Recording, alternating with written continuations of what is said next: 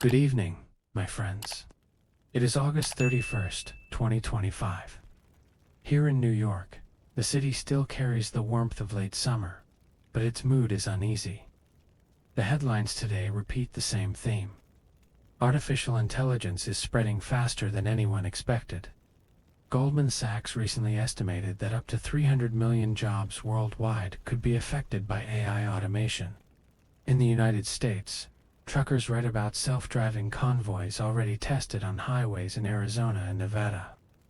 White-collar workers see software that drafts legal briefs, analyzes tax records, and even writes advertising campaigns.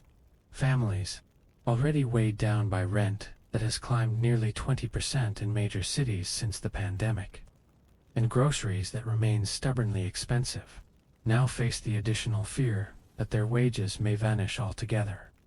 In Washington, congressional hearings echo with questions about whether technology should be slowed or taxed.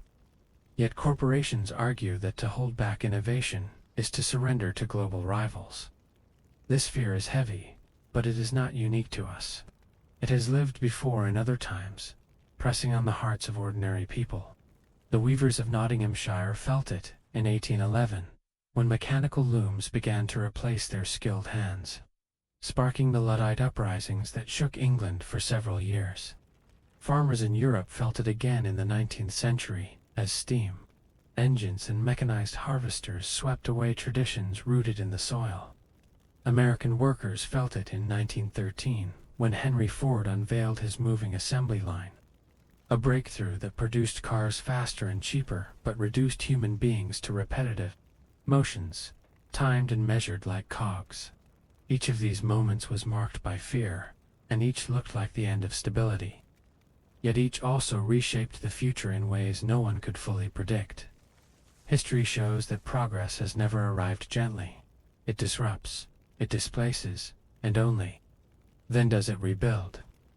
The historian Eric Hobsbawm once described the industrial changes of the 19th century as a dual revolution, one of technology and one of social upheaval. What we face now with artificial intelligence may feel unprecedented, yet it fits the same rhythm. Innovation brings new power.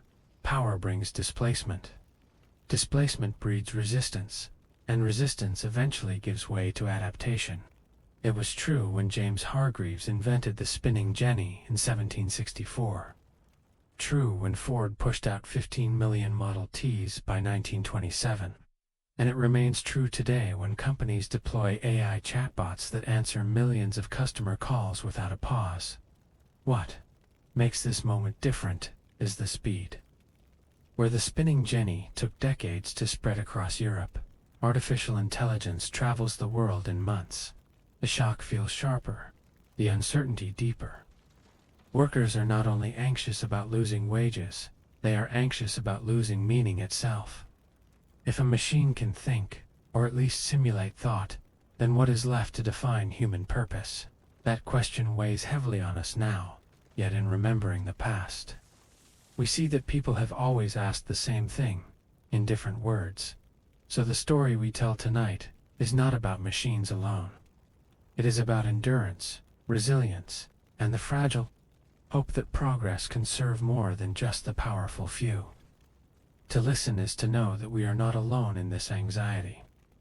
To learn is to see that the fears we carry have been carried before.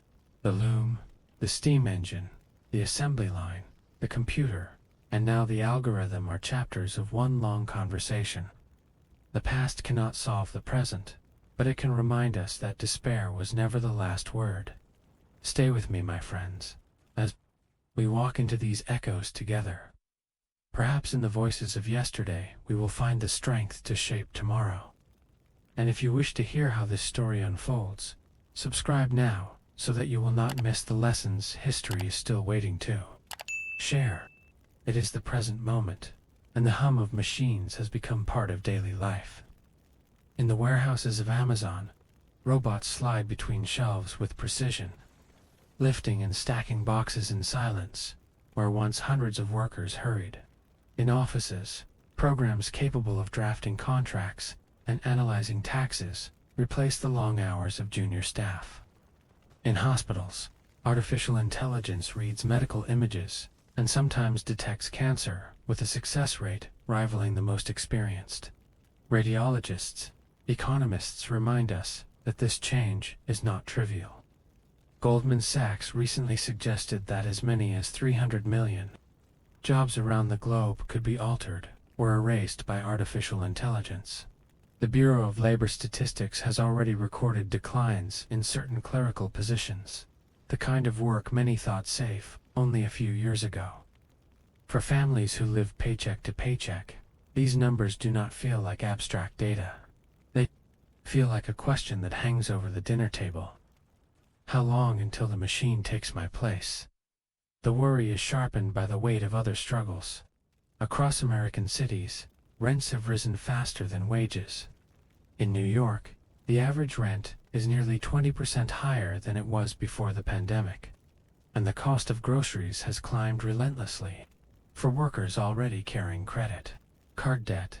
The fear that a robot or a piece of software might replace them does not arrive in an empty room. It arrives in a household where the budget is already tight, where the loss of even a small wage could collapse the balance. Anxiety spreads not only through factory floors, but also along the highways where self-driving trucks are tested in Nevada, in Arizona, threatening the future of millions of drivers who built their lives on the promise that hauling freight would always provide honest pay. History tells us that these fears are not foolish. More than 2 centuries ago, the weavers of Nottinghamshire felt the same dread when mechanical looms entered their world. They understood that their craft, which required years of training, could suddenly be displaced by machines run by cheaper, less skilled hands. In 1811 they began to strike out, smashing looms in desperate protest. The British Parliament answered with the Frame-Breaking Act, declaring that the destruction of a loom was a crime punishable by death. Men were executed, others deported, and yet their rebellion remains a reminder that fear of machines has always been tied not to imagination, but to survival. Even in America, the promise of progress carried its price. In 1913, Henry Ford introduced the moving assembly line. The Model T soon became affordable to ordinary families, and Ford famously offered workers $5 a day, a wage nearly double the average. But this came with a hidden cost. Laborers who had once taken pride in building an entire car were now reduced to repeating a single motion hundreds of times a day. Many left in frustration, and Ford had to hire thousands to keep the lines running. Progress brought abundance, but it also stripped away dignity. And the echo of that trade-off still resounds whenever workers today fear that AI will leave them as nothing more than an unnoticed cog. The speed of the current transformation deepens.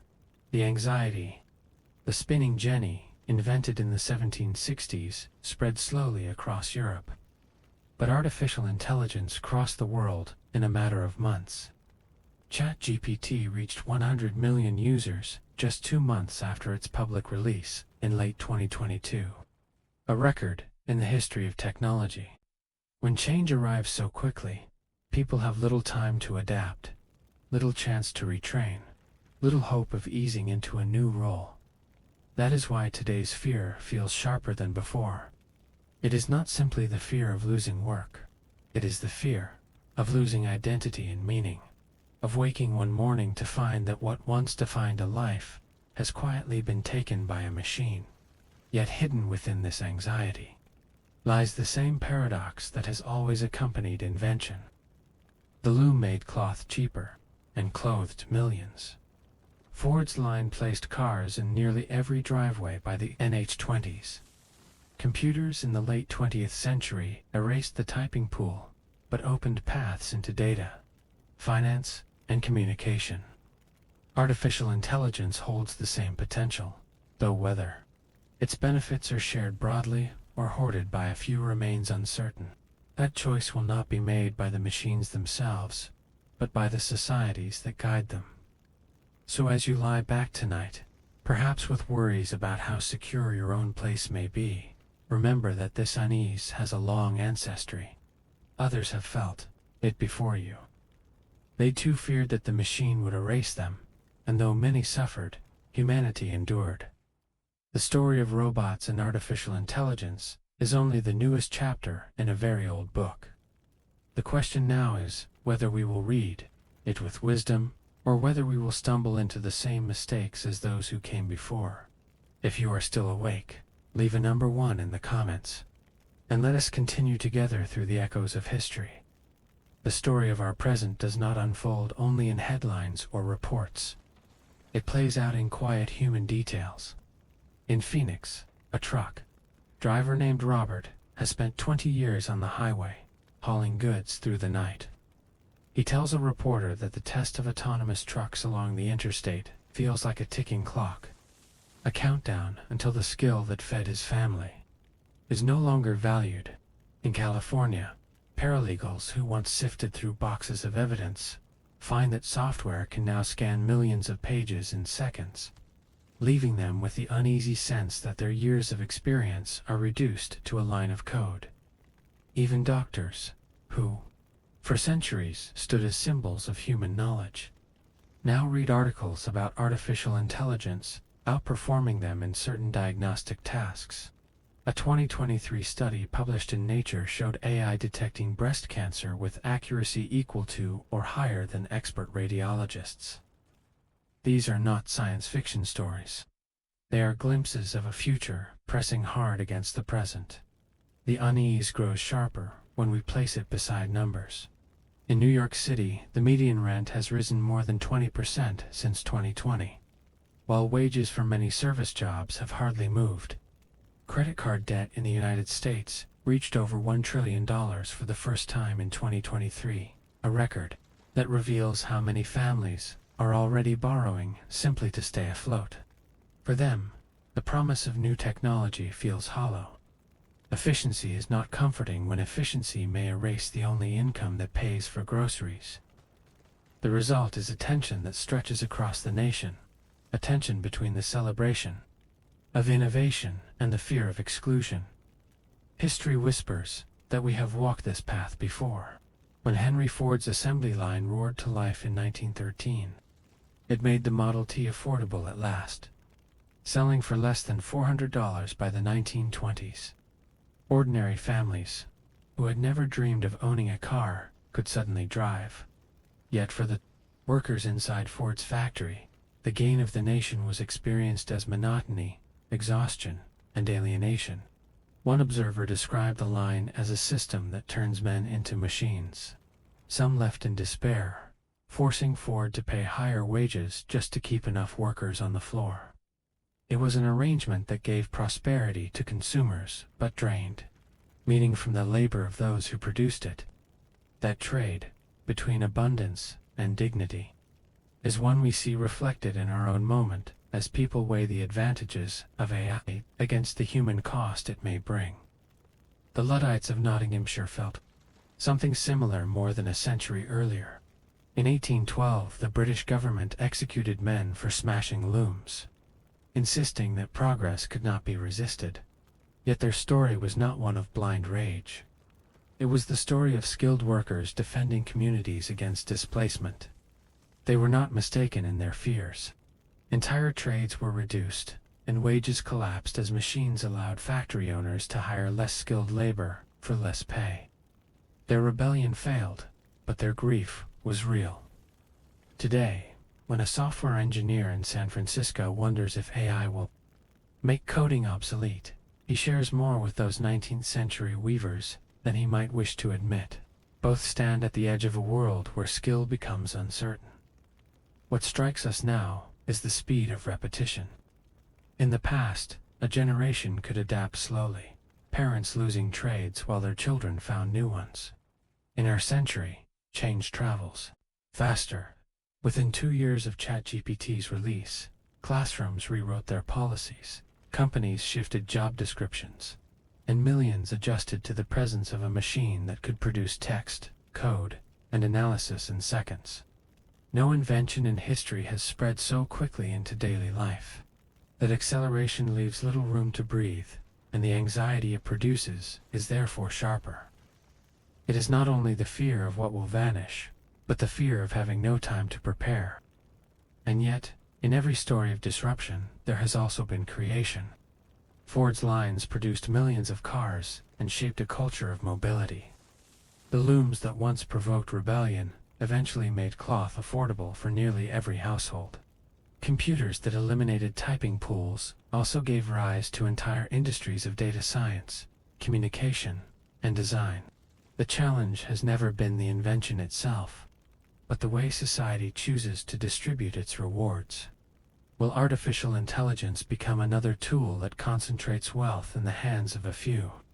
Or will it become a foundation for broader prosperity? That choice has not yet been made. So when you close your eyes tonight and hear the hum of machines in your imagination, let the sound remind you not only of what you fear, but also of what is possible. Others before us feared the same hum, though it came from spinning wheels, pounding engines, or rolling belts. They survived, sometimes scarred, but always carrying forward. The real measure of our age will be whether we can turn fear into guidance, shaping technology to serve the many instead of surrendering it to the few. If you are still awake, leave a number 1 in the comments, and let us continue to listen to the echoes that history sets before us. The hum of machines grows louder when we listen to the personal stories of those caught in its rhythm. In Nevada, a union of truck drivers holds late-night meetings in modest halls, passing around coffee while debating how long their jobs will survive. Some cite the trials of self-driving convoys that already cover hundreds of miles with minimal human intervention. They know that for corporations, the math is simple. A machine does not need sleep, does not ask for overtime, and never joins a strike. For the men and women whose identity is tied to the open road, this truth is more than an economic calculation. It is a wound to the pride of a craft handed down across generations. We see the same anxiety in the offices of New York and Chicago. A young associate at a law firm confesses that the software she once used for research now drafts entire briefs with uncanny accuracy. The senior partners tell her that the tools are meant to help, not to replace, yet she notices the firm quietly, hiring fewer juniors. For someone who spent years of study preparing for the profession, the shadow of redundancy falls heavy. Similar murmurs drift through hospitals, where AI systems scan medical images and propose treatments. Doctors welcome the help, but also whisper their fear that patients may one day trust the algorithm more than the physician. Numbers sharpen these emotions into cold reality. In the spring of 2023, credit card debt in the United States rose past $1 trillion, the highest in recorded history. Wages for many service and clerical jobs stagnated, while the cost of living climbed relentlessly. For workers already squeezed, the news that machines may soon perform their tasks more cheaply feels like the tightening of a vice. It is not just about money, it is about meaning. A job is not only a paycheck, but a rhythm of life, a measure of contribution, a reason to rise in the morning. When the threat of automation enters that space, the anxiety is not theoretical, it is deeply human. Looking back, we realize that such fear is not a mark of weakness, but of awareness. When Henry Ford's assembly line began producing Model Ts by the millions, observers wrote admiringly about the marvel of efficiency. Yet inside the factory, men who once built cars from start to finish found themselves assigned to a single gesture repeated endlessly. One tightened a bolt, another hammered a rivet, and together they moved in time with the relentless motion of the belt. Many grew restless and quit. Ford had to raise wages to keep them, turning high pay into compensation for lost pride. Progress gave mobility to millions, but it also carved dignity from the hearts of those who produced it. The Luddites of the early 19th century understood the same loss. They were not, as caricature sometimes suggests, ignorant of technology. They were highly skilled artisans who saw clearly that the loom would replace their craft and diminish their value. In 1812, After months of smashing machines in protest, several were captured and executed in Nottingham. Their rebellion failed, but their grief still lingers in the record of history. They remind us that the fear of being displaced is not cowardice, but recognition of a truth that progress often hides. Someone always pays the price.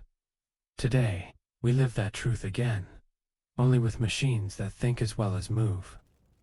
The echo of earlier centuries reaches us not to condemn fear, but to validate it. If the weavers and the assembly line workers were right to resist, then we are right to ask whether artificial intelligence will truly liberate us or simply shift the burden.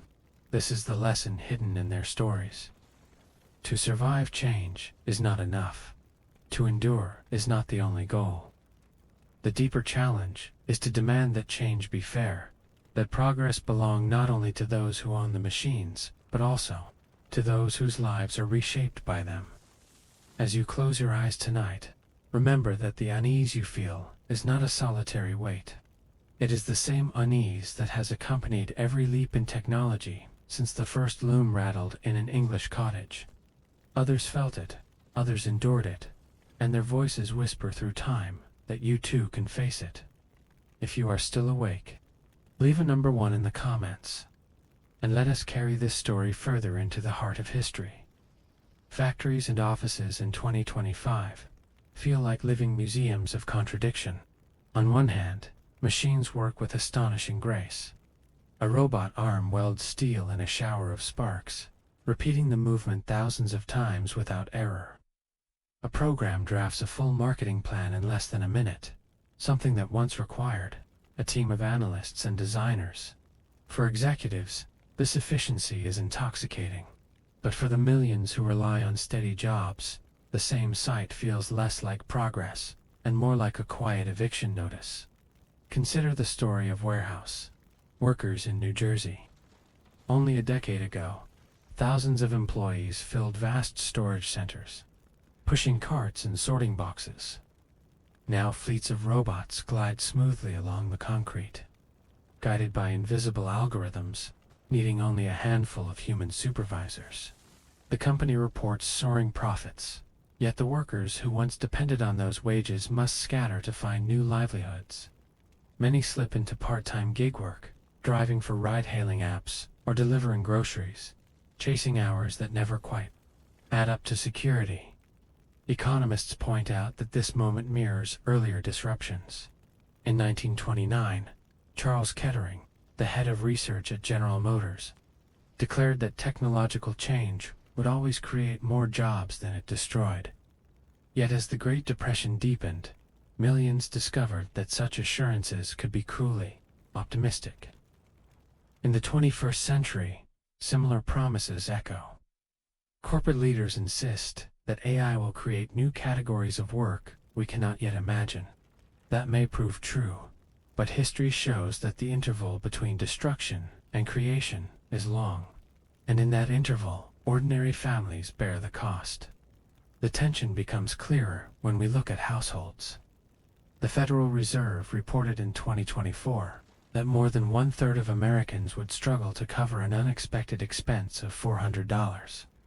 In such a fragile landscape, even the whisper of automation threatens to tip lives into crisis. A driver who loses his route to a fleet does not easily retrain as a software engineer. A clerk displaced by an AI accounting program cannot swiftly pivot into a high-paying job in data science. The bridge between old work and new often does not exist, and when it does, it is too narrow for everyone to cross. Yet even in these harsh truths, history offers perspective. When Ford doubled wages in 1914, he did not do so out of pure generosity. He understood that stability for workers meant stability for production. He recognized, however imperfectly, that prosperity had to be shared if progress was to last. The same lesson hums quietly beneath today's debates. If AI is to become more than a source of anxiety, its gains must be distributed widely. Otherwise, the pattern that has repeated since the days of the loom will replay once more. Prosperity for the few, fear for the many, and resentment that endures long after the machines are built. As you listen, perhaps the sound of a machine somewhere outside your window mixes with the rhythm of this story. Let it remind you that fear of displacement is as old as invention itself. What matters now is not whether the machines advanced. They always do, but whether society decides to let progress deepen inequality, or chooses instead to turn it into a foundation for broader stability. If you are still awake, leave a number 1 in the comments, and together we will continue tracing this uneasy path where the future collides with the past. The hum of machines that unsettles us today is only the most recent note in a symphony that is played for centuries. What makes the present so striking is not that technology threatens jobs, but that it does so with a speed that leaves little room for breath. When ChatGPT reached 100 million users in just 2 months at the end of 2022, it set a record for adoption that dwarfed the arrival of electricity, the radio, even the internet.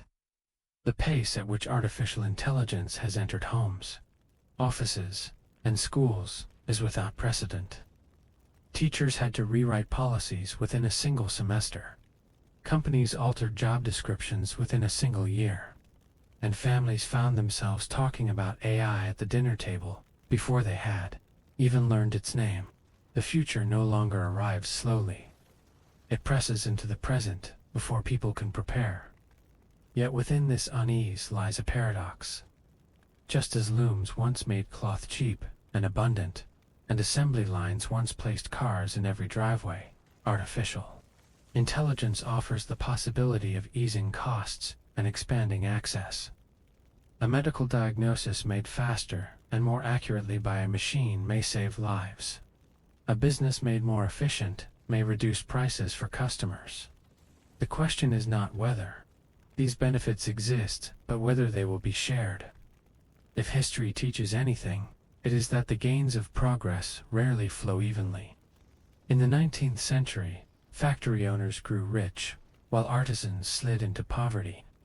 In the 20th century, corporations flourished on mass production, while workers endured monotony and insecurity. In the 21st century, if artificial intelligence enriches only a narrow elite, then the old cycle will repeat with fresh cruelty. This is the lesson the past presses upon us. Fear is not foolish. The Luddites were not fools when they smashed the looms. They were realists defending their lives. The workers on Ford's line were not lazy when they walked away. They were human beings unwilling to be reduced to moving parts. Their fears were justified because disruption always came with loss. And yet, history also shows that despair was never final. New trades arose, new industries appeared, and humanity continued.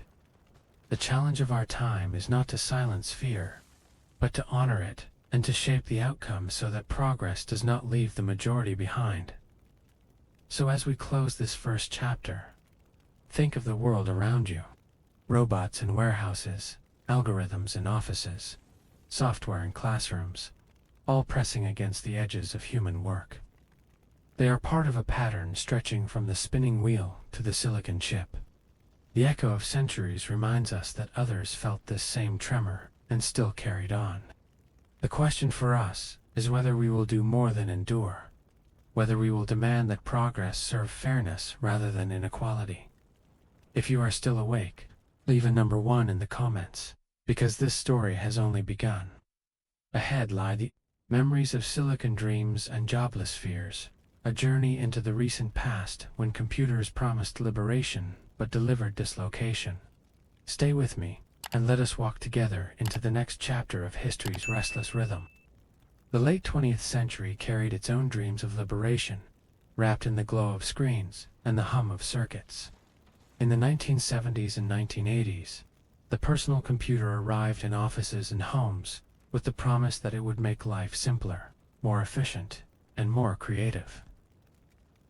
Advertisements showed smiling workers freed from tedium, and families gathered around glowing monitors as if the future itself had been delivered in a cardboard box. Yet beneath this optimism, a different current flowed, As computers spread, entire categories of work began to vanish quietly. Typists, who once filled long rows of desks, were suddenly unnecessary when a single secretary could manage word processing on a machine. File clerks, who had kept paper records for decades, watched databases swallow their tasks in a fraction of the time by the early 1990s. Many of these professions were shadows of what they had been, erased not by malice but by efficiency. For those who lost their place, the transition felt less like progress and more like exile.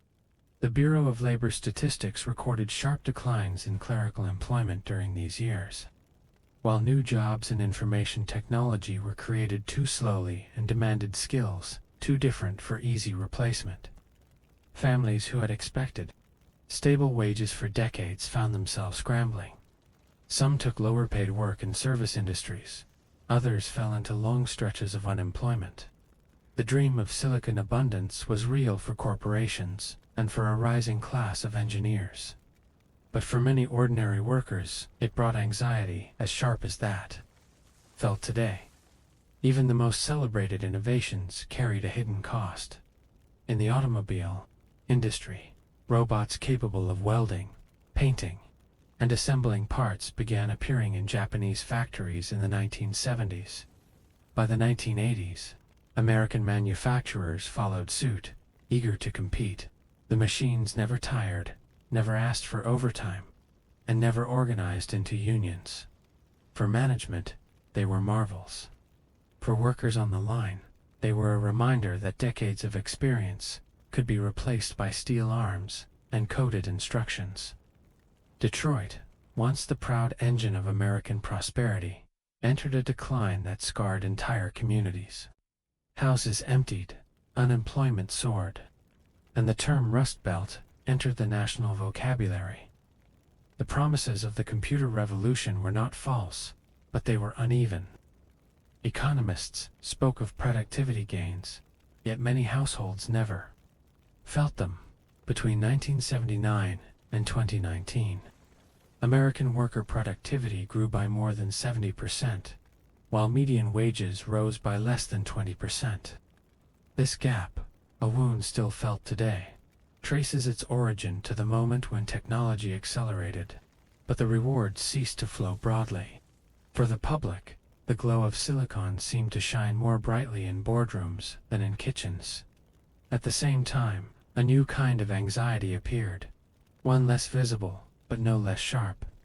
Work was no longer threatened only in factories or pools. White-collar professionals, long thought immune to automation, began to feel unease. In 1988, the New York Times ran stories about software capable of drafting financial reports. In the 1990s, early experiments in legal databases raised questions about whether junior lawyers would be necessary in the same numbers. These whispers sounded much like those we hear today about artificial intelligence, and the similarity is not coincidence. Each wave of innovation has spread the fear that no profession is truly safe. Still, the story of the computer revolution is not only one of loss. New industries did rise. Silicon Valley, once an orchard landscape, became a symbol of wealth and creativity. Companies like Apple, Microsoft, and IBM reshaped global culture, and millions of new jobs emerged in programming, networking, and digital design. The trouble was that the path from old work to new work was not smooth, and not everyone could cross it. For each young engineer who thrived in the new landscape, there were clerks, typists, and factory workers who never regained their footing. The lesson of this chapter is both sobering and familiar. Technology did bring abundance, but not equally. It did create opportunity, but not for all. The computer age proved that progress can illuminate one side of society while casting the other in shadow. As we consider artificial intelligence today, we would do well to remember the clerks and workers who were left behind in the Silicon Dawn. Their story warns us that without deliberate effort, innovation widens the gap between those who command it and those who live beneath its reach. So as you rest tonight, Picture the glow of the first computer screens, the silent efficiency of robots in a factory, the pride of those who built new empires, and the silence of those who lost their trades. These are not just relics of the past. They are warnings and guides for our present. If you are still awake, leave a number 1 in the comments, and let us continue the journey into the deeper echoes of history. The glow of computer screens in the late 20th century promised a revolution of the mind, yet for many it also delivered the same ache that every wave of automation has left behind. Offices that once echoed with the sound of typewriters grew silent as word processors took over. Rows of clerks who handled ledgers and files found their work devoured by databases. It was a transformation so swift that entire departments disappeared in a few short years. For managers and shareholders, this meant efficiency and savings. But for workers, it meant a gradual erasure, the vanishing of roles that had been stable. For decades, one need only look to Detroit in the 1980s to see how deep the wound could cut. As Japanese manufacturers introduced advanced robotics into auto plants, American companies struggled to keep pace. Robots welded and painted with flawless precision, and they worked without rest. Thousands of men who had once built cars by hand were suddenly redundant. Neighborhoods that had pulsed with life during the boom of the 1950s sank into decline. Abandoned houses and shuttered factories became monuments to a promise unfulfilled. For every engineer in Silicon Valley designing new software, there was a worker in Michigan staring at a pink slip, wondering how progress could arrive with such cruelty. Even the professions that once felt insulated began to tremble. Accountants noticed that spreadsheets could calculate faster than a room full of bookkeepers. In law firms, databases reduced the need for paralegals to sift through boxes of evidence. A report from the early 1990s warned that as much as 40% of clerical work could vanish within a generation. These were not idle fears. By the turn of the century, the number of secretaries and typists in the United States had fallen by nearly half compared to 2 decades before. The anxieties of office workers, once dismissed as exaggerations, proved to be grounded in reality. And yet, amid this dislocation, new industries blossomed. In Cupertino, a small company named Apple grew into a titan, reshaping music, communication, and eventually daily life. Microsoft's Windows operating system became a near-universal tool, creating demand for skills that had not existed before. By the mid-1990s, job listings for network administrators, software developers, and digital designers began to multiply. These roles paid well and defined the future. But they were often out of reach for the very people whose work had been displaced. A typist in her 50s could not easily transform into a programmer. A factory worker with decades of experience tightening bolts was unlikely to become a systems analyst. This uneven distribution of opportunity deepened inequality. Productivity soared, but wages lagged. Between 1979 and 2019, worker productivity in the United States rose by more than 70%, while median wages crept upward by less than 20%. The gulf widened steadily, feeding frustration and resentment that still color politics today. What was celebrated as progress on Wall Street often felt like abandonment on Main Street. The story of Silicon Dreams was never just about innovation. It was also about who was invited to share in the dream, and who was left behind. The echoes of that time linger powerfully in our present. When workers today hear promises that artificial intelligence will create new jobs, they remember the clerks, the typists, and the auto workers, who never found a place in the new order. They remember that transitions are not painless, that for every shining tower in Silicon Valley, there was a hollowed-out neighborhood in Detroit. This memory is not cynicism. It is wisdom bought at a high price. So tonight, as you picture the computer age rising with all its glowing optimism, hold in mind both sides of the story. See the engineers who thrived, but also the workers who slipped silently into unemployment lines. see the wealth of technology, but also the widening gap it left behind. These memories matter because they remind us that our moment with artificial intelligence is not unique.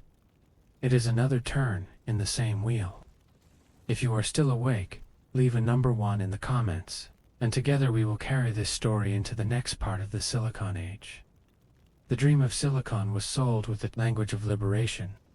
Advertisements in the 1980s showed bright offices where computers lifted burdens and allowed people to spend more time on what truly mattered.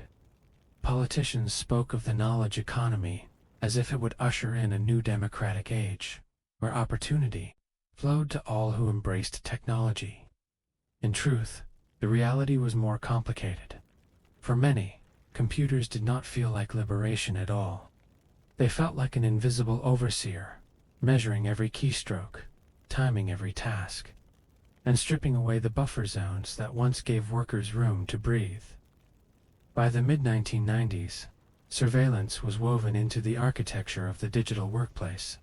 Software could track productivity in real time, a development celebrated by managers, but dreaded by those under constant scrutiny. Clerks who had once shuffled papers at their own pace now lived under the rhythm of progress bars and blinking cursors.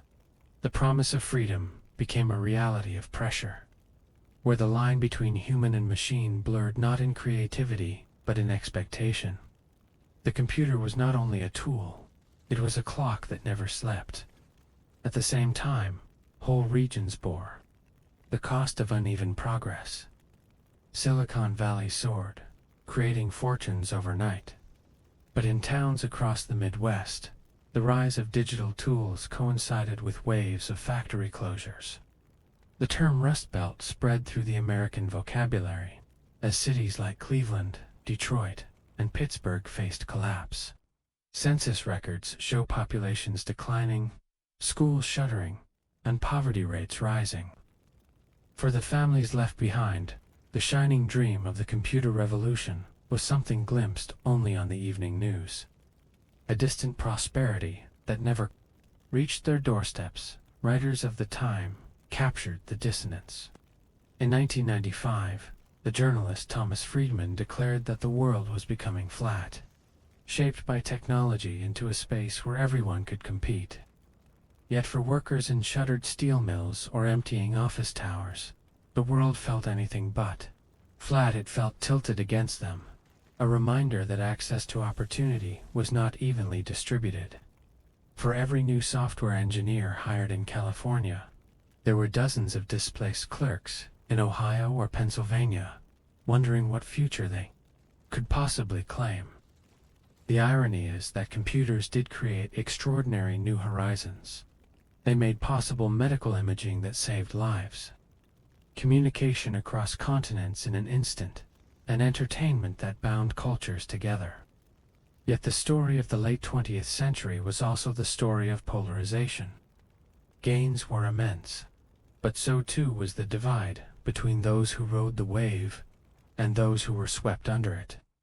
Economists called it skill-biased technological change, a phrase that cloaked human pain in academic neutrality. What it meant was simple: if you had the right education and access, technology lifted you. If not, it left you behind. Looking back, we can see the same contradictions rising again with artificial intelligence. The language of promise echoes the rhetoric of the 1980s, full of optimism about creativity and opportunity.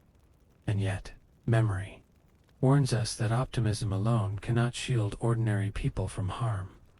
If computers once created both billionaires and the Rust Belt AI may do the same, unless guided differently.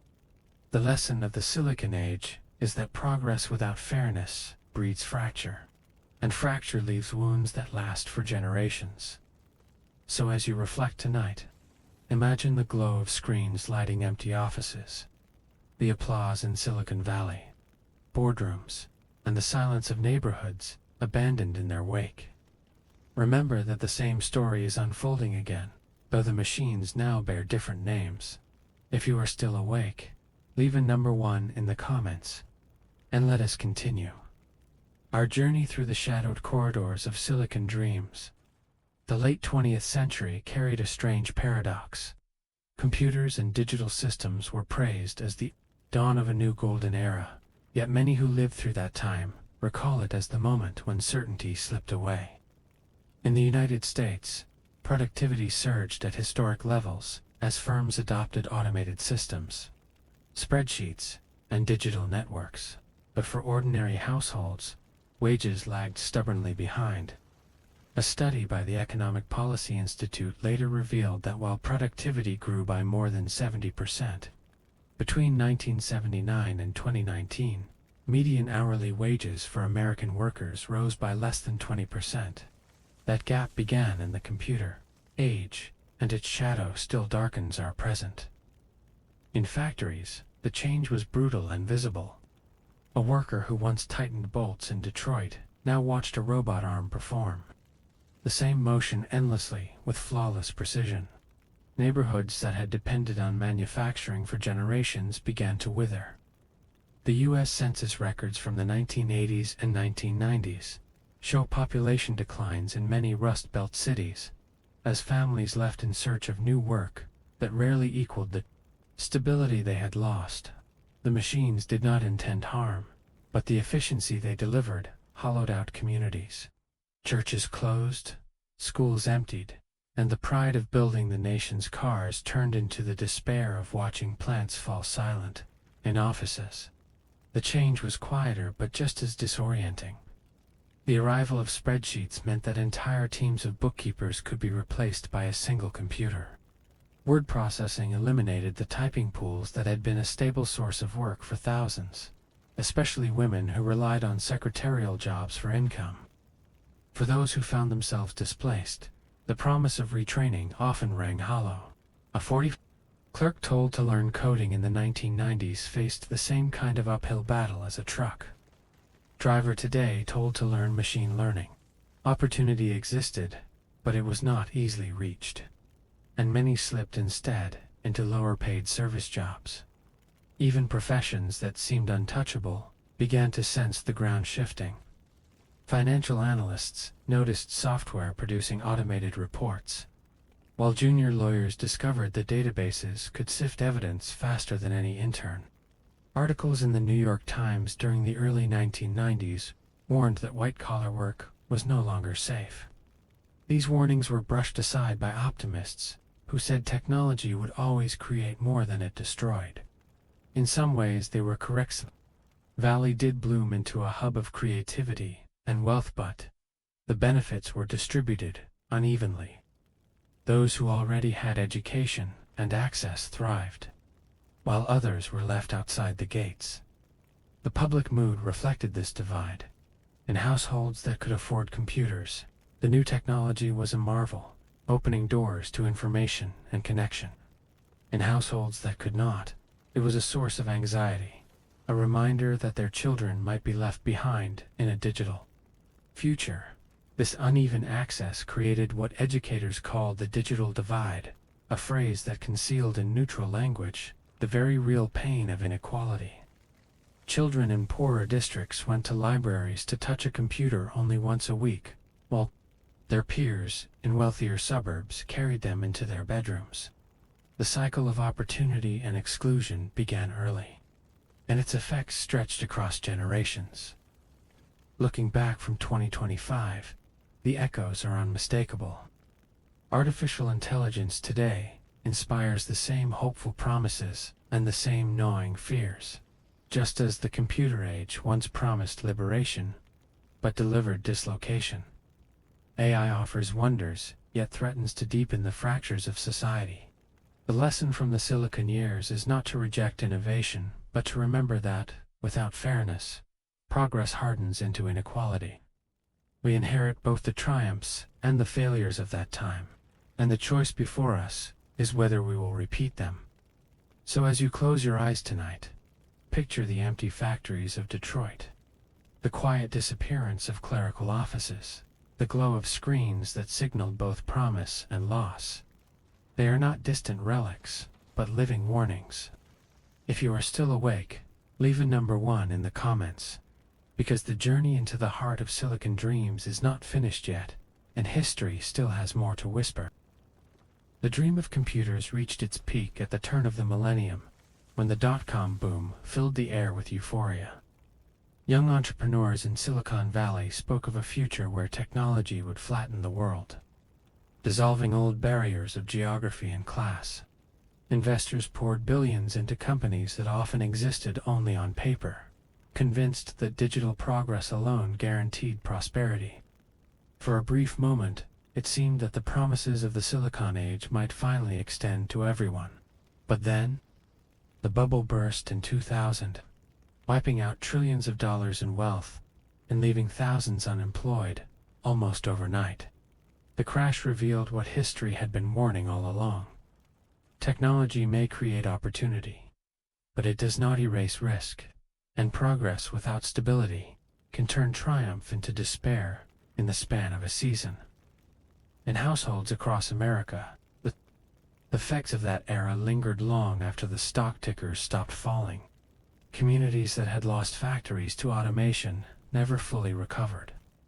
And now they also faced the collapse of startups that had promised to replace what was gone.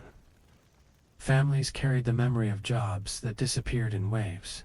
First 2 robots on the factory floor, then 2 computers in the office, and finally to the collapse of digital dreams that had seemed so bright. The pattern was painfully familiar.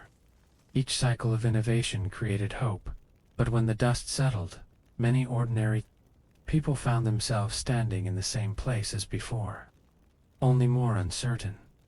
Even the language of leaders at the time revealed the contradiction. Politicians praised technology as the engine of growth, while quietly admitting that many workers would need to retrain, a word that often masked the reality that opportunities were scarce.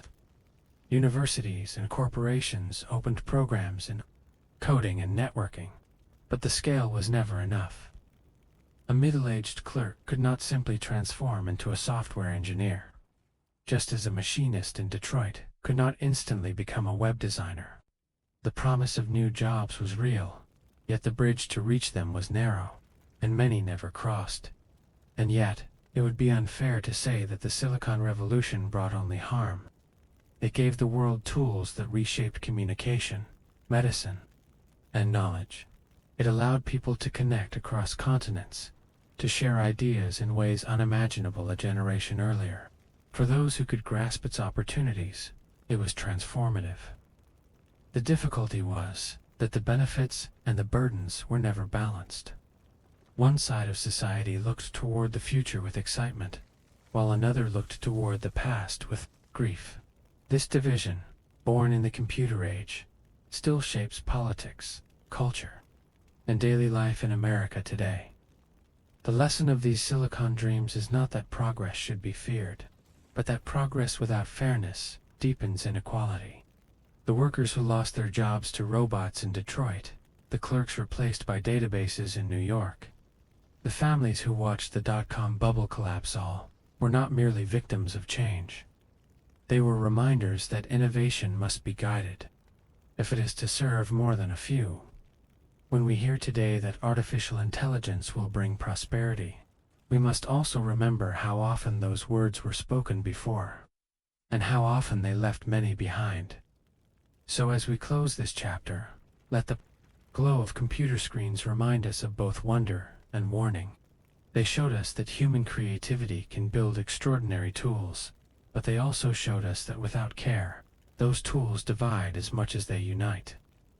The echo of Silicon Dreams still lingers, and as we step forward into the story of assembly, lines and anxiety, we carry with us the memory that technology is never neutral. If you are still awake, leave a number 1 in the comments, because the story now turns to an earlier moment when the hum of machines first reduced men to cogs, and the lessons of that age still wait for us.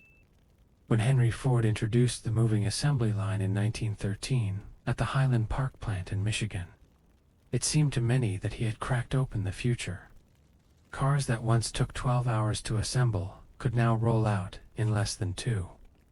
By 1927, more than 15 million Model Ts had been produced, and America had been transformed into a nation on wheels. Newspapers hailed Ford as a genius who had given the ordinary family a miracle of mobility. Yet beneath the praise, inside the walls of his factories, the reality was more complicated. The men who stood along the moving belts felt not pride but fatigue. Their work had been reduced to a single action, repeated hundreds of times each day. The rhythm of their lives dictated by the pace of a machine that never slowed. Contemporary accounts speak of workers who left the plant at the end of the day not merely tired but emptied. The pride of craftsmanship had disappeared, replaced by an endless monotony. A man who once built entire engines was now ordered to turn the same wrench again and again as the chassis moved past him.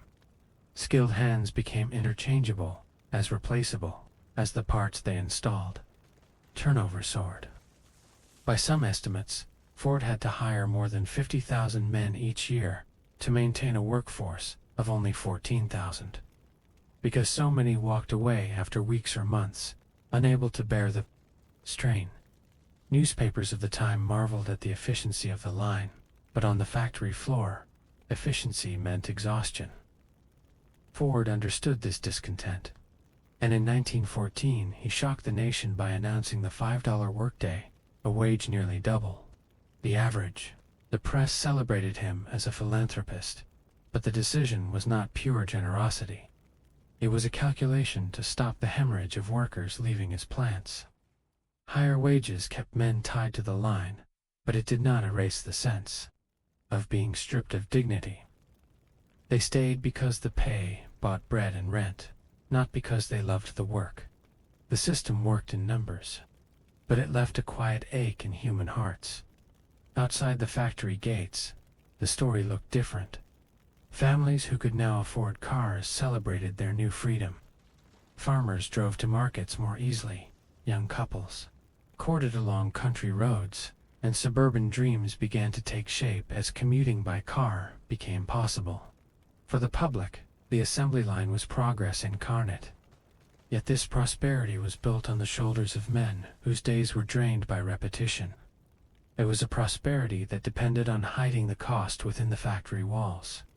This contradiction is not unfamiliar to us today. In 2025, we speak of algorithms and robotics in the same glowing terms. They deliver goods faster, reduce errors, and cut costs. But in warehouses across the United States, workers walk miles each day under the direction of systems that time their every step. In offices, employees are measured by keystrokes and deadlines, their humanity reduced to data streams. The promise of efficiency is still celebrated in boardrooms, while the cost is borne quietly by those who endure it. The language has changed, but the story remains the same. The early 20th century was filled with admiration for Ford's vision. Visitors from across the world toured Highland Park to witness the miracle of the moving line. Some described it as the greatest step forward in modern industry since the invention of the steam engine. But for the men inside, it felt less like progress and more like servitude to a machine. A Detroit reporter wrote that the plant had become a place where men are broken to the rhythm of iron and steel. The metaphor was apt. The machine did not simply demand labor, it reshaped the very identity of the worker, reducing him to a cog in its endless motion. As you lie back tonight, perhaps hearing the hum of modern life around you, consider how familiar this rhythm still feels. We too live in an age where progress is measured in efficiency, where human worth is often calculated in output. The lesson of Ford's assembly line is not only about cars or factories, but about the fragile balance between abundance and dignity. It shows us that even the brightest promises of progress carry shadows, and those shadows fall most heavily on ordinary lives. If you are still awake, leave a number 1 in the comments, because this is only the beginning of the story of the assembly line, and the anxieties it planted continue to echo through our present. The roar of Ford's Highland Park plant was both inspiring and unsettling. To visitors, The endless motion of chassis gliding past stations looked like a symphony of progress, every worker timed perfectly to the rhythm of the belt. Yet to those stationed on the line, it felt more like being trapped in a symphony where the same note was struck again and again until meaning disappeared. Men described leaving their posts with numb arms, stiff backs, and minds dulled by monotony. The historian Stephen Meyer once wrote that Ford's system degraded the worker, even as it enriched the consumer.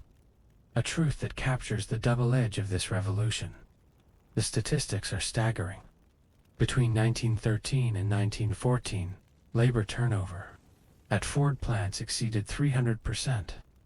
That meant for every position filled, several men passed through, unable to tolerate the work for long.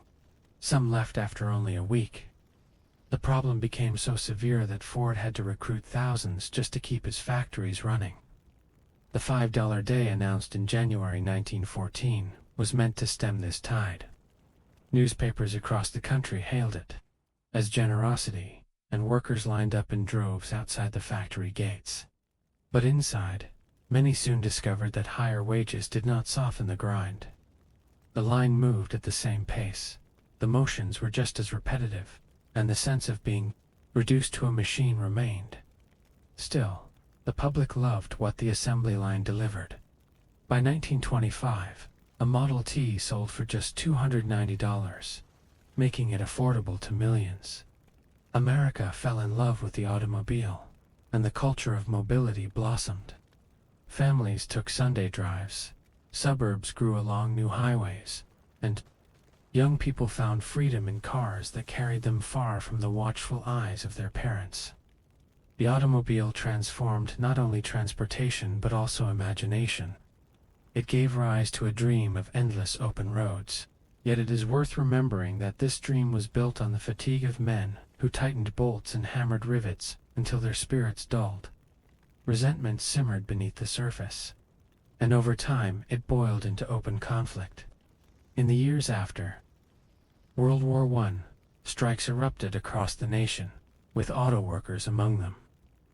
The Red Summer of 1919 saw more than 4 million Americans walk out in protest against conditions that left them exhausted and voiceless. Although Ford's plants were not always at the center, they stood as symbols of what many workers resented: efficiency celebrated at the expense of humanity. Union organizers began to speak of the assembly line as a new form of tyranny, one that replaced the old masters of craft with an iron master that never slept. For the broader public, it was easy to overlook these tensions. The benefits of the car were visible everywhere, while the exhaustion of the workers was hidden inside factory walls. Yet cracks in the system showed. Journalists wrote about suicides, fights, and mental breakdowns on the line. Social critics worried about what kind of society was being created when men spent their lives repeating meaningless motions. The debate was not only about labor, but about the soul of the modern world. Could a nation thrive if its workers were ground down to serve machines? As we consider our present, the parallels are sharp. In 2025, warehouse workers describe conditions where every step is tracked by handheld scanners. Drivers for delivery apps speak of being governed by algorithms that assign routes with no concern for human fatigue. Office workers feel the invisible pressure of software that measures productivity by keystrokes and time spent on screen. Like Ford's men, they endure because they must, but they feel themselves diminished by systems that value output over humanity.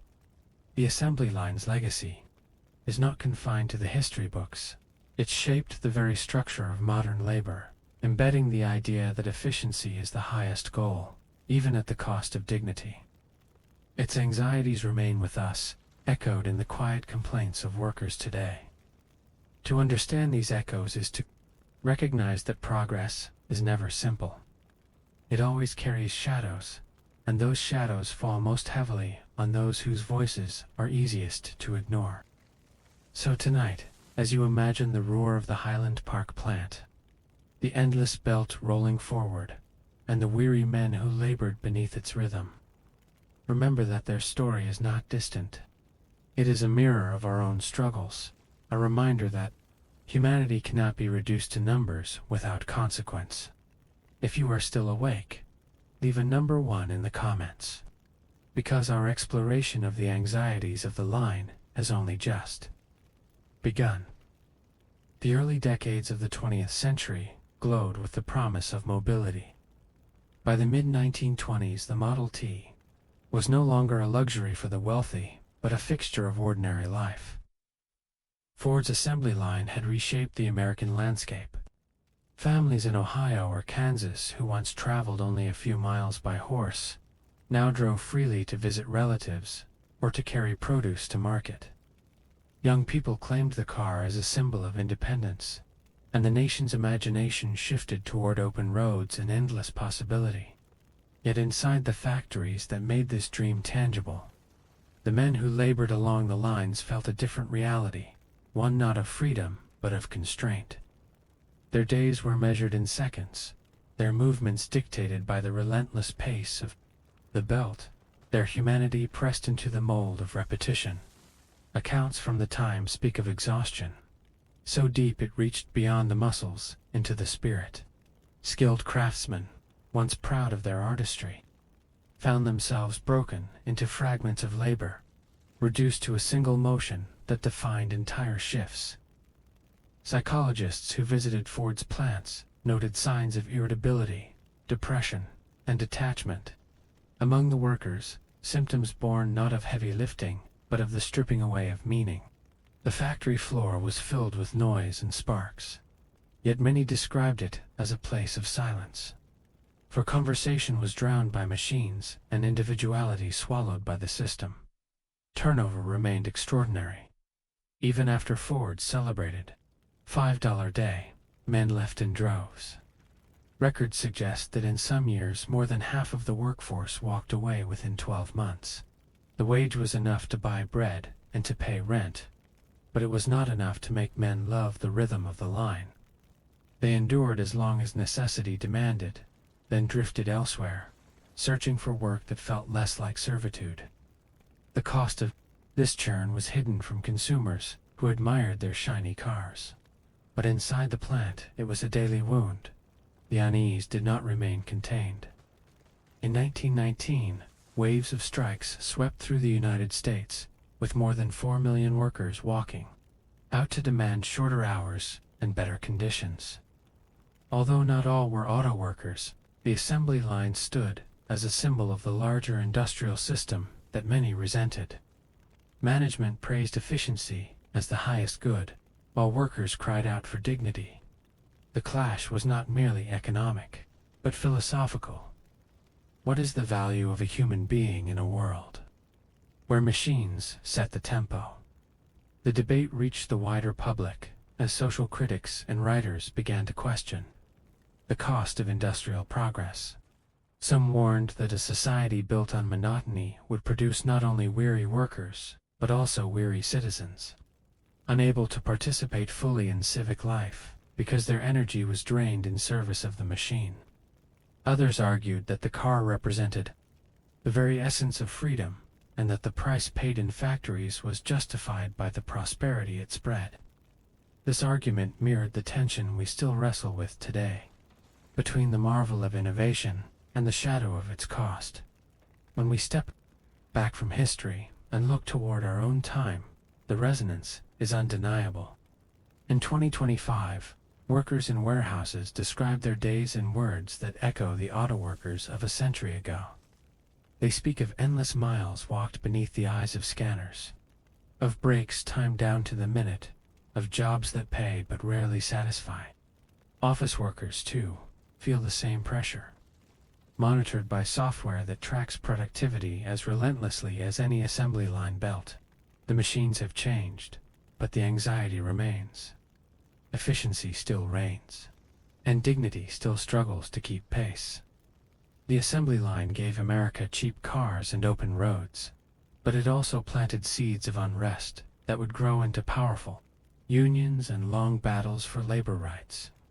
Its story is not only one of triumph, but also of warning. reminding us that progress measured only in output will always leave someone behind. As you rest tonight, imagine the clang of metal, the hum of belts, and the weary faces that built the dream of mobility. Their story whispers across time that progress without humanity is no progress at all. If you are still awake, leave a number 1 in the comments, and let us continue into the next turn of this anxious tale. By the 1930s, the assembly line had become not only the defining feature of the automobile industry, but also a mirror of America itself. The country was entering the throes of the Great Depression, and while millions were unemployed, those who remained inside the factories often felt trapped in a rhythm that drained more than it provided.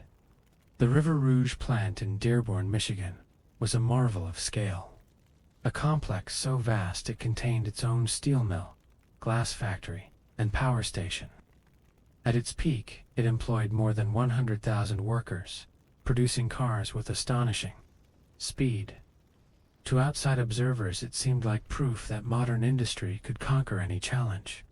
To those inside, it was often a place of fear and fatigue, where the endless motion of the line left little room for pride. Conditions in these years revealed how fragile progress could be when built solely on efficiency.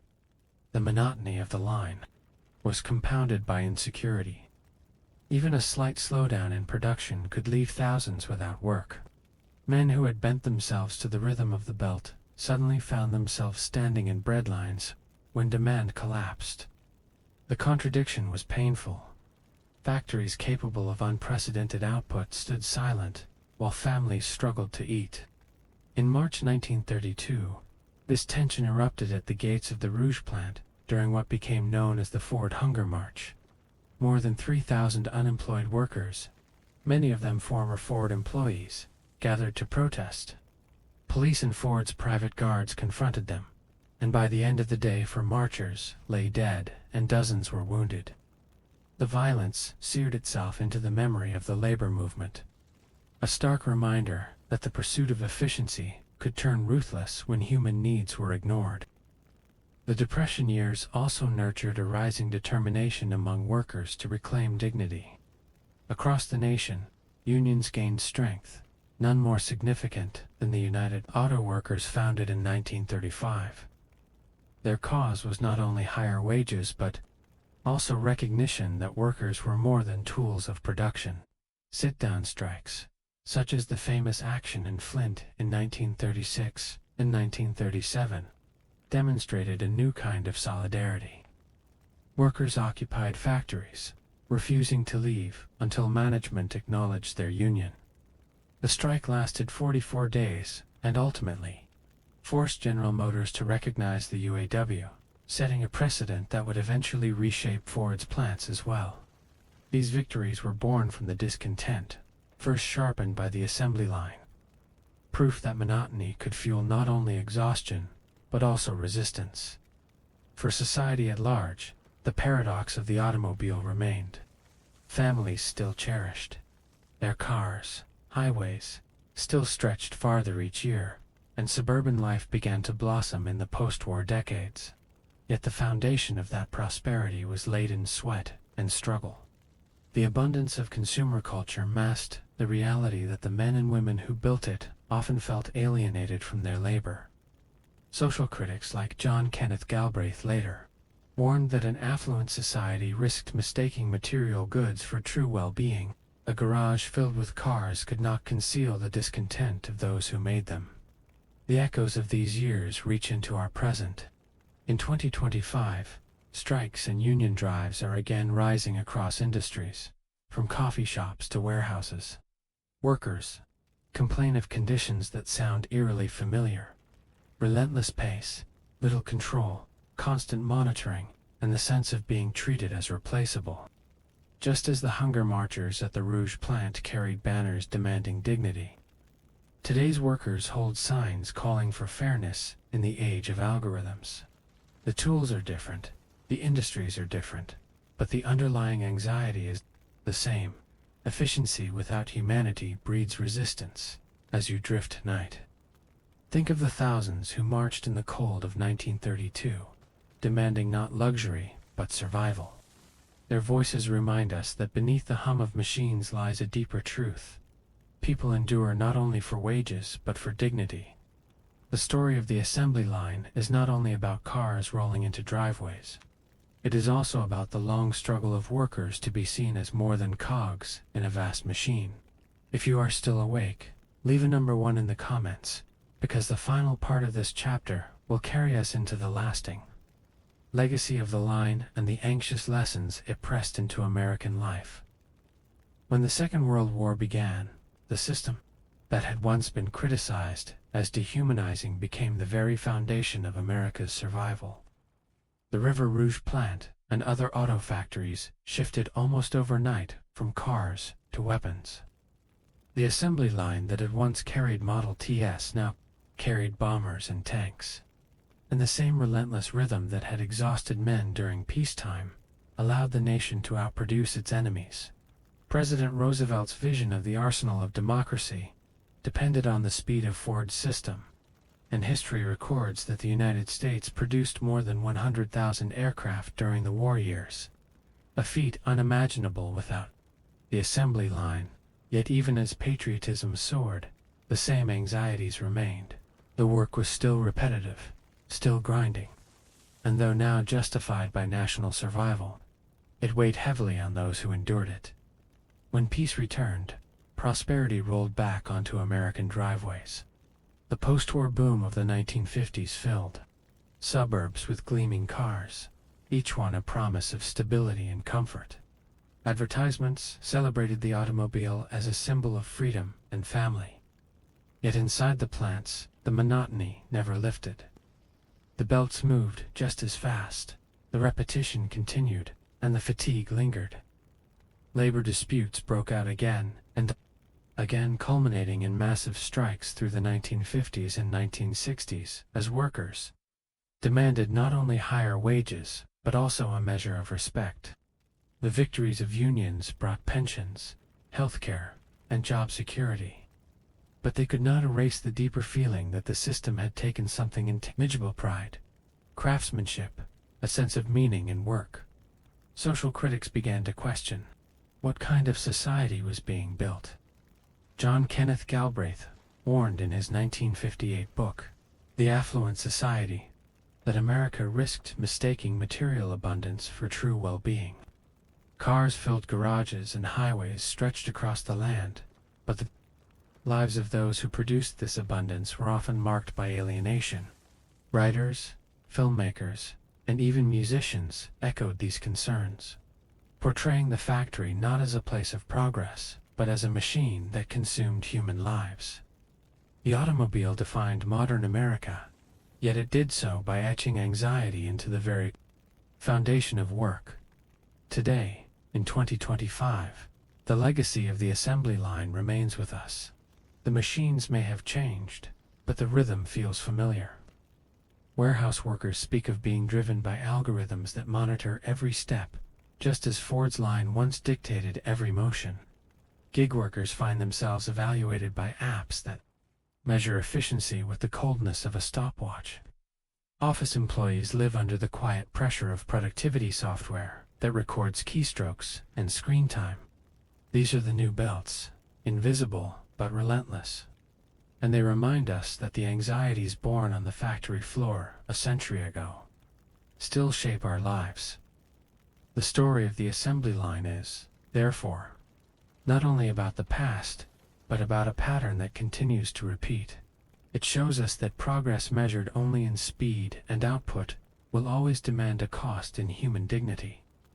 It also shows us that workers, even when bent by the machine, never remain silent forever. From the hunger marchers of 1932 to the sit-down strikers of Flint, from the union organizers of the 1940s to the warehouse workers of today, the response to dehumanizing work has always been resistance. That resistance does not always win quickly, but it leaves marks that force change. As we close this chapter, imagine the sweep of history from Ford's first moving belt to the endless highways filled with cars, from bombers rolling out of factories in wartime to the quiet frustrations of workers timed by software today. The echo of the assembly line hums in every debate we now have about automation, about robots, about artificial intelligence. It tells us that efficiency without fairness leaves scars, and that progress without humanity is never complete.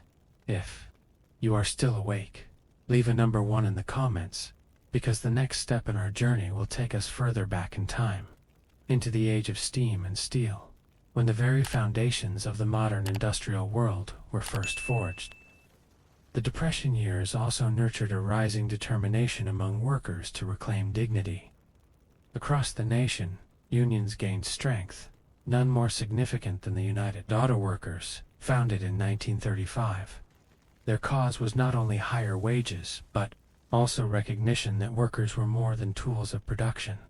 Sit-down strikes, such as the famous action in Flint in 1936 and 1937, demonstrated a new kind of solidarity. Workers occupied factories, refusing to leave until management acknowledged their union. The strike lasted 44 days, and ultimately forced General Motors to recognize the UAW, setting a precedent that would eventually reshape Ford's plants as well. These victories were born from the discontent, first sharpened by the assembly line. Proof that monotony could fuel not only exhaustion, but also resistance. For society at large, the paradox of the automobile remained. Families still cherished their cars, highways still stretched farther each year, and suburban life began to blossom in the post-war decades. Yet the foundation of that prosperity was laid in sweat and struggle. The abundance of consumer culture masked the reality that the men and women who built it often felt alienated from their labor. Social critics, like John Kenneth Galbraith later, warned that an affluent society risked mistaking material goods for true well-being. A garage filled with cars could not conceal the discontent of those who made them. The echoes of these years reach into our present. In 2025, strikes and union drives are again rising across industries, from coffee shops to warehouses. Workers complain of conditions that sound eerily familiar. Relentless pace, little control, constant monitoring, and the sense of being treated as replaceable, just as the hunger marchers at the Rouge plant carried banners demanding dignity. Today's workers hold signs calling for fairness in the age of algorithms. The tools are different, the industries are different, but the underlying anxiety is the same. Efficiency without humanity breeds resistance as you drift tonight. Think of the thousands who marched in the cold of 1932, demanding not luxury, but survival.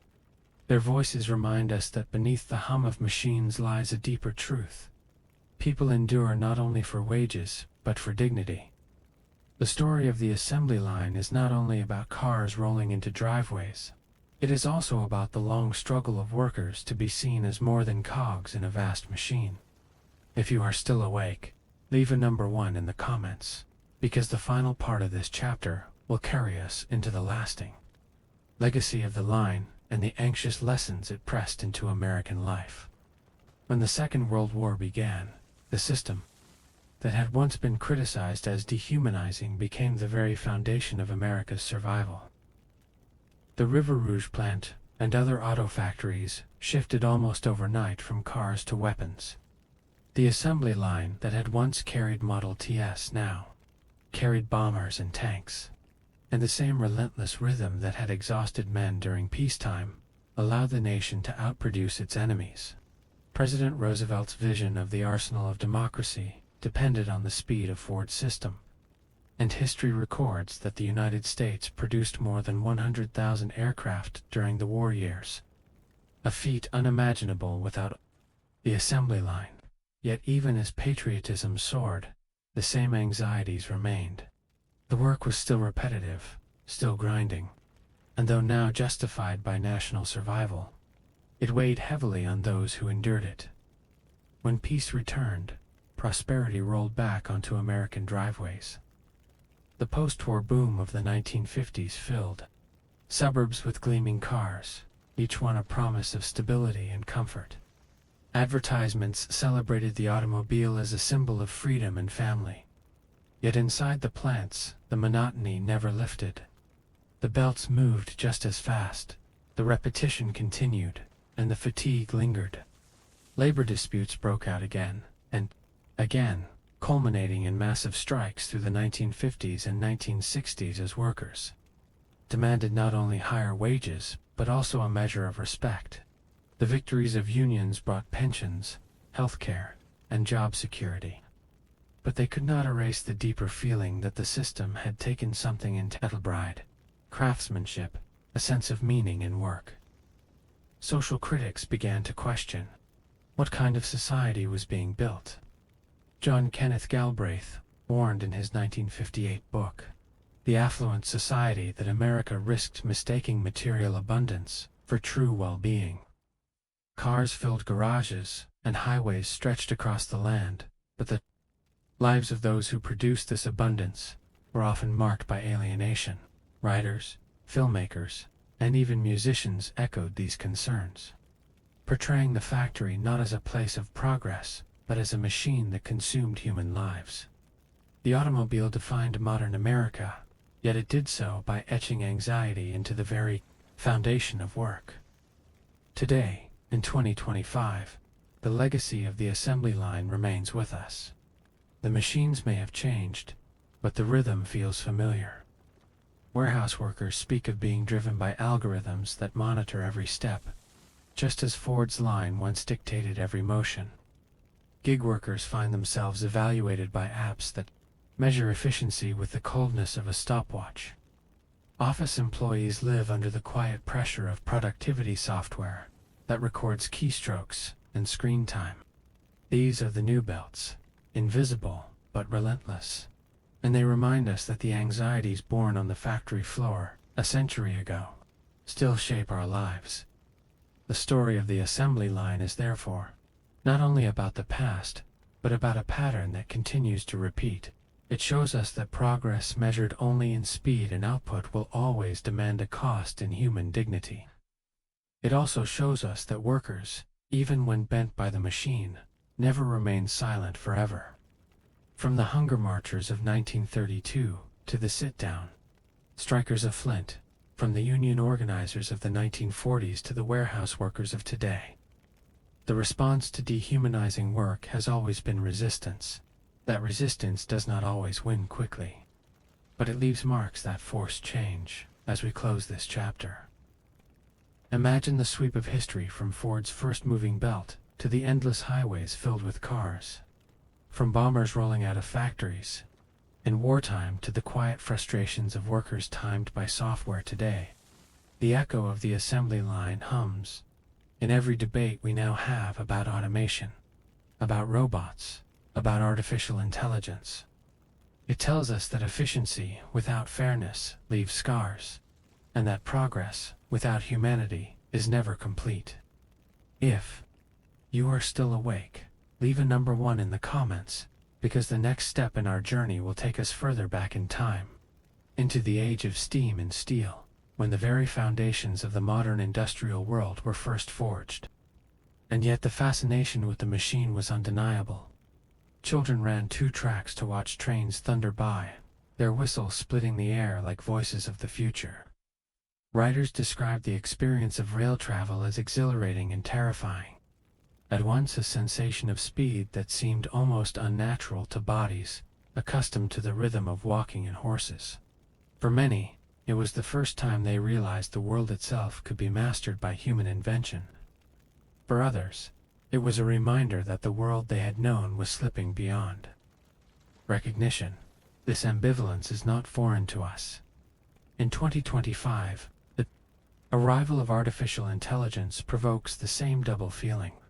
We marvel at its power, the way it writes, draws, diagnoses, and calculates, but we also fear what it erases. The steam engine once promised freedom from distance, yet it left behind debt, dislocation, and death.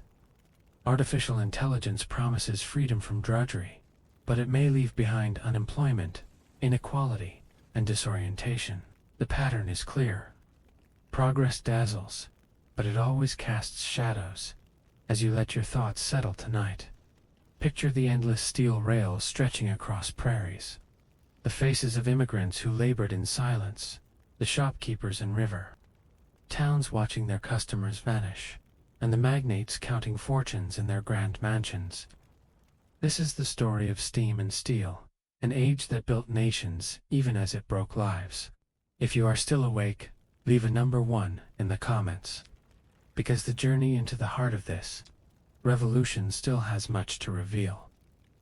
The 19th century was not only the century of steam, but also the century of steel, a material that came to symbolize the strength and ambition of an industrializing world. Before steel, cities were low and bridges short, but with the Bessemer process perfected in the 1850s, production of steel became cheaper and faster than ever before. Skyscrapers began to rise above American streets, with Chicago and New York competing to reach new heights. The Brooklyn Bridge, completed in 1883, stood as a monument to this new material, its suspension towers soaring above the East River like a promise that no span was too wide, no dream too bold. To the public, steel meant possibility. To the men who poured it, hammered it, and carried it, steel often meant danger and despair. Steel mills were infernos where laborers endured unimaginable heat.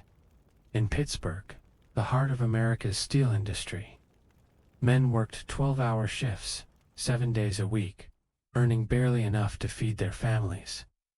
Accidents were common, with molten metal spilling or machines crushing limbs. In 1892, the Homestead strike exploded into violence when steelworkers confronted Andrew Carnegie's managers over wages and conditions. Private guards opened fire, leaving 9 workers and 7 Pinkerton men dead.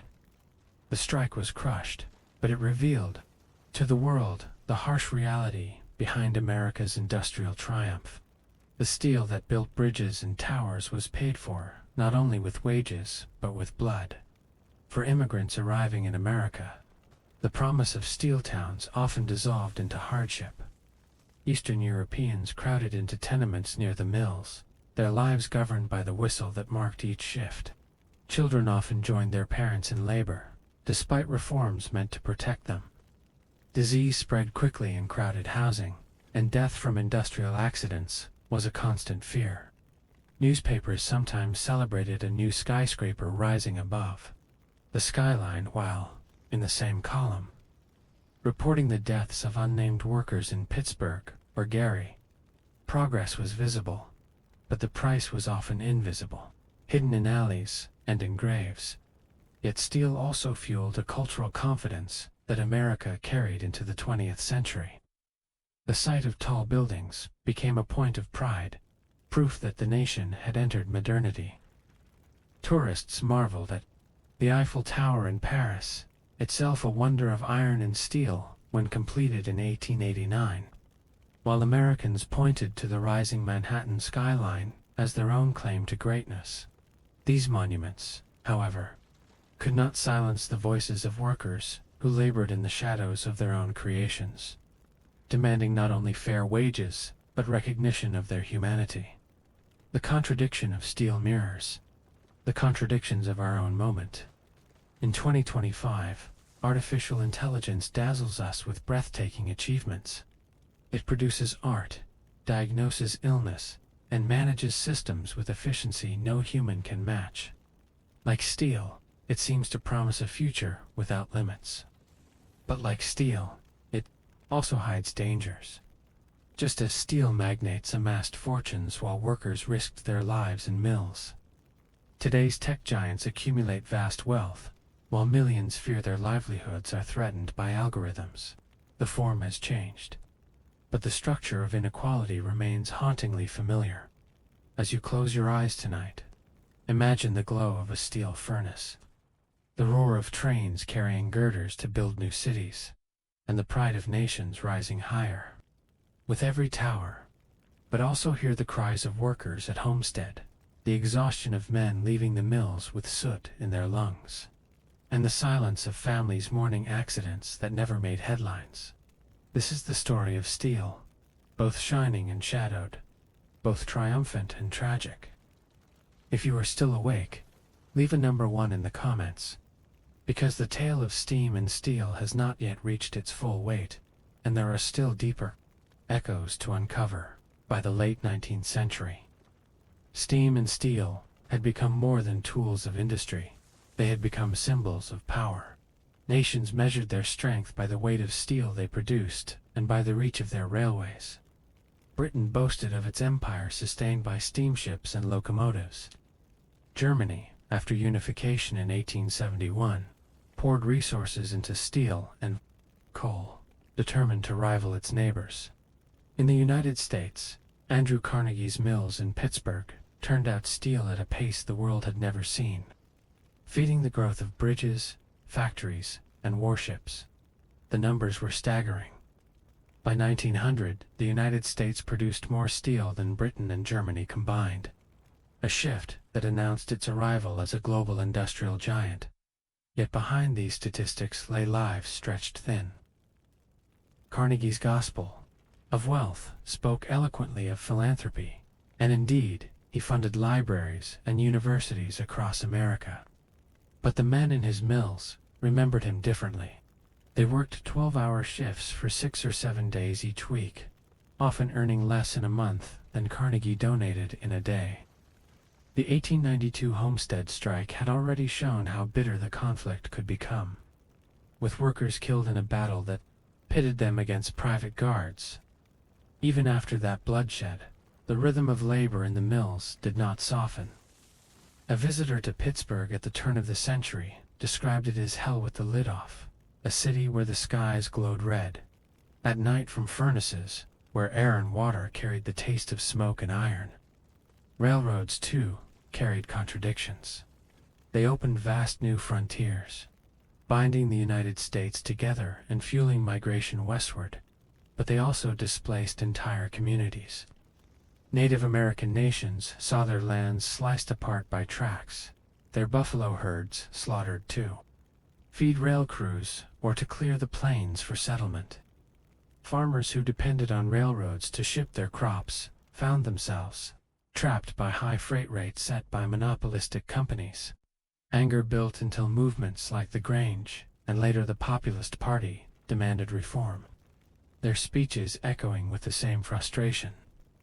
We hear today, when citizens complain of corporations holding too much power over daily life, the railroad was progress, but it was also domination.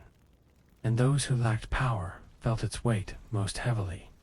In Europe, the advance of steam and steel fed not only economies, but rivalries. The massive buildup of rail lines in Germany allowed troops to be moved with unprecedented speed, a fact that unsettled France and Britain. Steel production fed armories as much as it fed cities, and by the dawn of the 20th century, the continent stood bristling with weapons that had been forged in the same furnaces that built bridges and towers. The machine that had promised prosperity became the same machine that prepared for war. In hindsight, the Great War of 1914 can be seen not only as a political failure, but also as the culmination of industrial power turned toward destruction. The paradox of this age is striking. Steam and steel gave humanity reach and strength beyond imagination, yet they also created fear, displacement, and bloodshed. The same engines that carried families to new opportunities carried armies to battlefields. The same steel that held up libraries and cathedrals also tore through bodies in the form of shells and bayonets. The 19th century's triumphs were inseparable from its tragedies, and the anxiety of living in a world dominated by machines was as real then as it is for us today. When we consider the present moment in 2025, the echo is haunting. Artificial intelligence promises new horizons of medicine, art, and communication, but it also prepares tools of surveillance, disinformation, and control. Like the railroads of the 19th century, it binds the world together, even as it threatens to divide. Like steel, it builds but also destroys. The lesson of steam and steel is clear. Technology does not choose its destiny, people do. And when the rewards flow only upward, the consequences fall heavily downward as you rest. Picture the glow of furnaces lighting the night sky over Pittsburgh, the whistle of trains slicing through farmland, and the uneasy pride of nations measuring themselves by machines. Remember that each marvel carried a shadow, and each shadow carried human voices demanding to be heard. If you are still awake, leave a number 1 in the comments. For the story of steam and steel still has one last turn before we move further back into the age of looms and rebellion. By the closing decades of the 19th century, steam and steel had remade the very texture of daily life. Cities grew upward as steel skeletons lifted buildings beyond anything masonry had ever allowed. Railroads stretched outward, drawing distant regions into the orbit of markets and capitals. Steamships shrank oceans, allowing migration on a scale unknown before. To many observers, this was the triumph of human ingenuity, proof that there was no limit to what machines could achieve. Yet beneath the soaring skylines and the thundering engines lay a more sobering story. One written in exhaustion, displacement, and the quiet erosion of traditions that had endured for centuries. In industrial centers like Manchester and Pittsburgh, families lived under skies so choked with soot that laundry turned gray before it dried. Diseases like cholera and tuberculosis thrived in cramped tenements where workers returned after 12-hour shifts in mills and factories. Parliamentary reports in Britain during the 1840s described children as young as 8, hauling coal or tending machines, their growth stunted, their lives cut short. In the United States, immigrant families crowded into neighborhoods where rents consumed most of their wages, and strikes erupted as they demanded not only higher pay, but recognition that their labor deserved dignity. The shiny steel that built bridges and locomotives was tempered with human suffering, a truth too easily obscured by the glow of progress. The railroads, too, carried both promise and peril. They stitched America together and fueled its rise, but they also crushed communities that stood in their way. Native tribes were displaced as tracks cut through hunting grounds, and settlers rode trains into territories once preserved by treaty. Farmers who depended on the rails to reach markets quickly discovered that monopolistic companies charged rates so high they could barely survive. Anger boiled over into political movements, their voices echoing in state houses with demands for reform. This tension between innovation and exploitation would never fully vanish. For each new technology carried the risk of being wielded not for the many, but for the few. And yet, for all its shadows, the age of steam and steel also ignited dreams. Writers captured the awe of moving at unprecedented speeds, of standing beneath towers that seemed to scrape the heavens. Artists painted locomotives, not as machines, but as emblems of destiny.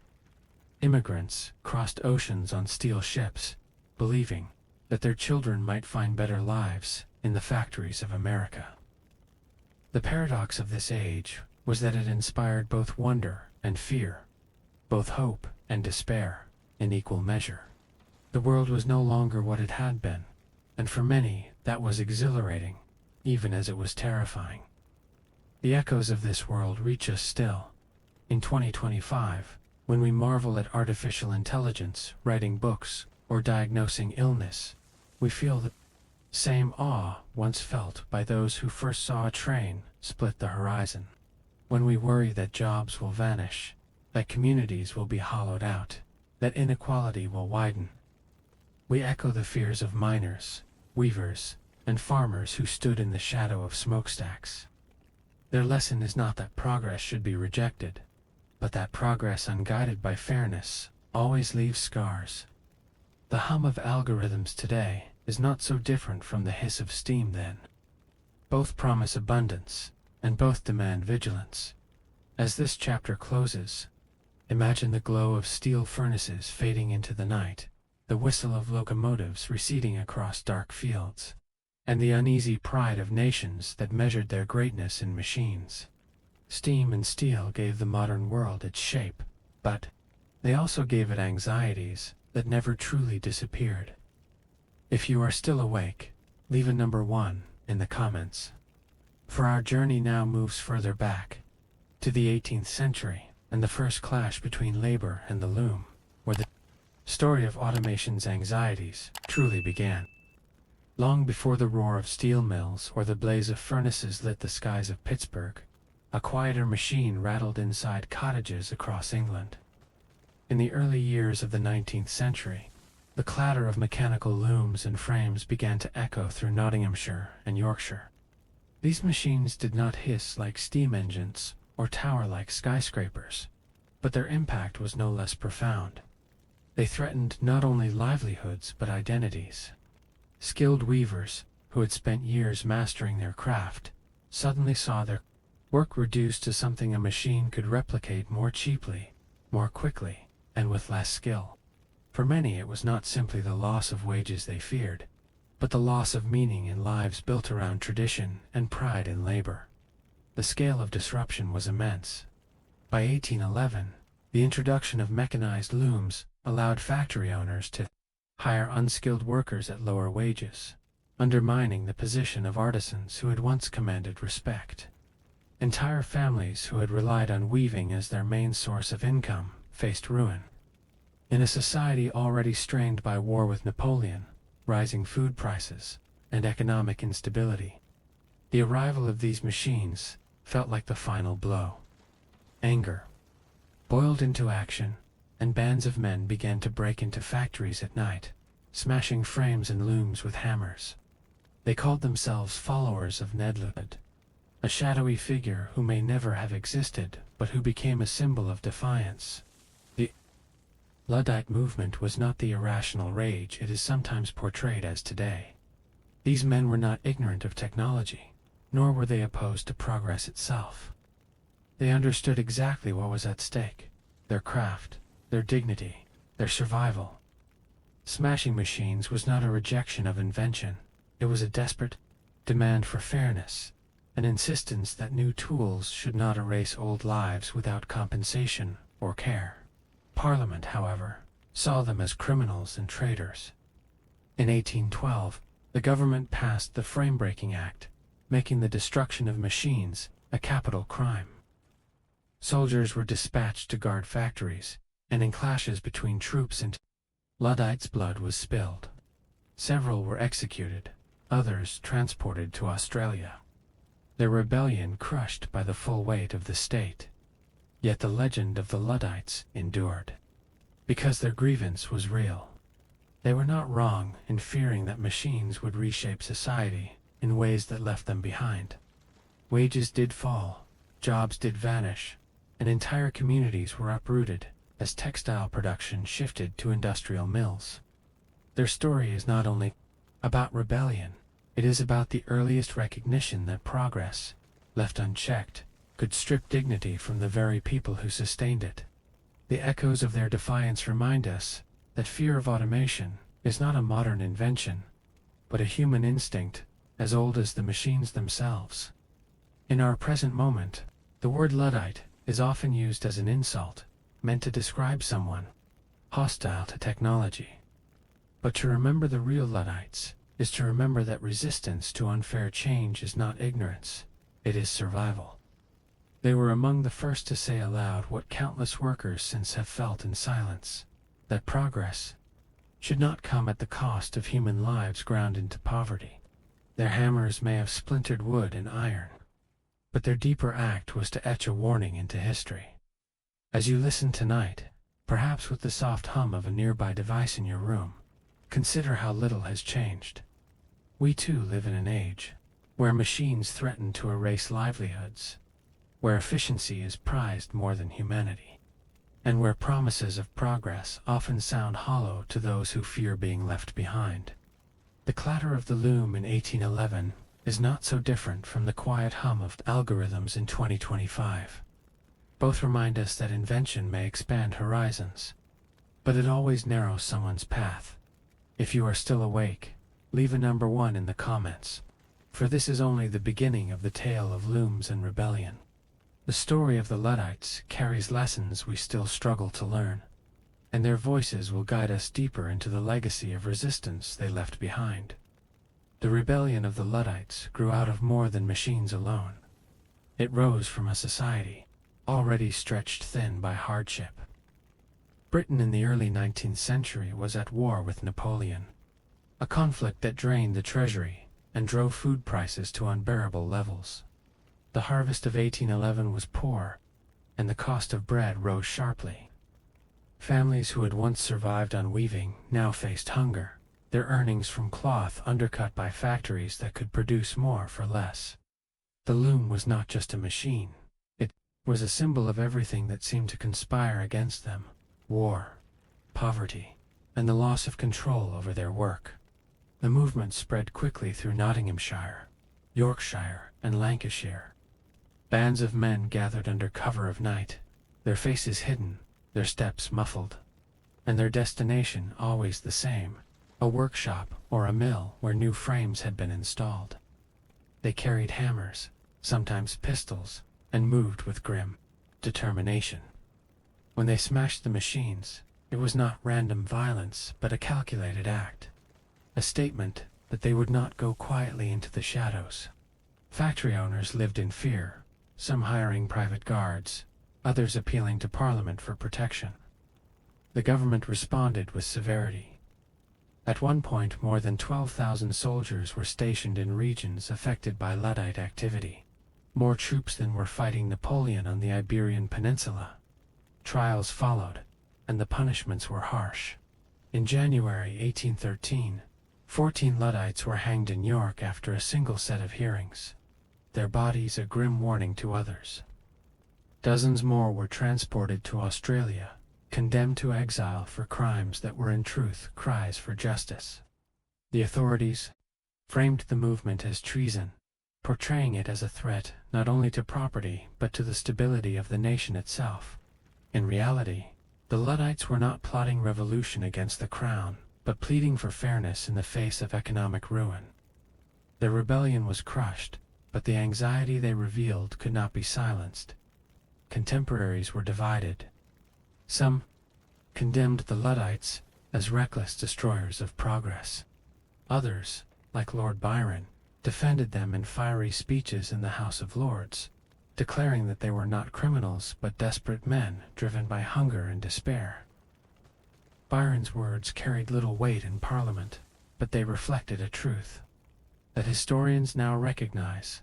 The Luddites were among the first to articulate the cost of industrialization, not in profits or production but in human suffering. They knew, long before economists admitted it, that technology could enrich some while impoverishing others. The image of masked men with hammers has haunted our imagination ever since. But behind those masks were fathers, sons, and neighbors, who feared a future where their skills no longer mattered.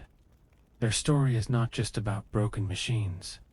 It is about broken promises, the promise that progress would lift all boats, when in reality, it often left many stranded on the shore. When we look at our own time, the resemblance is unmistakable. In 2025, families fear that artificial intelligence will swallow their work as ruthlessly as the loom once swallowed weaving. Writers worry about being replaced by algorithms that draft stories. Drivers worry about self-driving trucks rolling down highways. Office workers fear that software can process invoices faster than any human. Just as the Luddites raised their hammers not against invention itself, but against the unfairness of its use, so do workers today raise their voices, demanding that the benefits of new machines be shared rather than hoarded. As you lie in the quiet tonight, imagine the sound of hammers striking wood and iron, the defiant rhythm of men who refuse to disappear silently into history. Their rebellion may have failed, but their warning endures. Progress without fairness is a machine that breaks more than it builds. If you are still awake, leave a number 1 in the comments. and let us continue deeper into the legacy of these weavers who fought not against the future, but for their place within it. The story of the Luddites is often told as if it ended with their defeat, but in truth, their struggle echoed far beyond the smashed looms of Nottinghamshire. Though their uprising was crushed by soldiers and their leaders executed or exiled, the questions they raised refused to die. What happens when progress enriches a few but impoverishes many? How should society balance invention with fairness? These were not idle complaints shouted into the wind. They were the earliest cries of workers recognizing that the industrial age had set them on a path where machines would always threaten to outpace human dignity. The weaving communities of Yorkshire and Lancashire bore scars that lasted for generations. Families who once relied on the steady income of skilled clothwork were reduced to begging or taking piecemeal jobs for factories that offered only pennies. Reports from the time describe villages hollowed out, their young forced into mills under brutal conditions, their elders left behind with trades that no longer sustained them. The landscape itself seemed to change, as towering mills rose like fortresses over fields and cottages. What had once been the rhythm of family workshops became the roar of industrial towns. Observers outside the movement took notice. Social reformers wrote pamphlets urging Parliament to consider the plight of workers displaced by machines. Charles Dickens, though writing a generation later, carried forward their spirit when he filled his novels with the cries of the poor ground down by industrial progress. The Luddites became a symbol not only of resistance, but of warning that technology in the hands of the powerful could sharpen inequality. Even those who condemned the smashing of machines admitted unease at what the new age was producing. Wealth beyond imagination for factory owners. Poverty without relief for those cast aside. The legend of Ned Ludd himself grew larger with each passing year. Whether he was real or mythed, his name became shorthand for rebellion against injustice. Songs were sung, stories were told, and in the minds of many workers he became a folk hero, a figure who stood for dignity in the face of overwhelming change. The fact that his followers had been defeated mattered less than the truth that their anger had spoken for thousands who lacked a voice. Like Robin Hood of old, Ned Ludd lived on as an idea long after the men who invoked his name had been silenced. What is striking is how often history repeats the same conversation. In every era when machines advance, voices rise to dismiss the anxious as mere Luddites, blind to progress. But the original Luddites were not blind at all. They saw clearly that the benefits of invention were being hoarded, and they demanded fairness in a world that was content to ignore their suffering. Their hammers were crude instruments, but their message was sharp. No society can remain stable if its workers are treated as disposable. In our own age, the word Luddite is sometimes thrown around as an insult to those who hesitate before embracing new technology. Yet in truth, to remember the Luddites is to remember that caution is not foolishness. To question who benefits from innovation is not ignorance, but wisdom. In 2025, when artificial intelligence writes, paints, calculates, and predicts, we face the same challenge. Will its rewards be shared, or will it deepen the divisions already splitting society? As you let your thoughts settle tonight, imagine those men in Yorkshire cottages, rising at night with hammers in hand. Not because they hated machines, but because they feared being erased.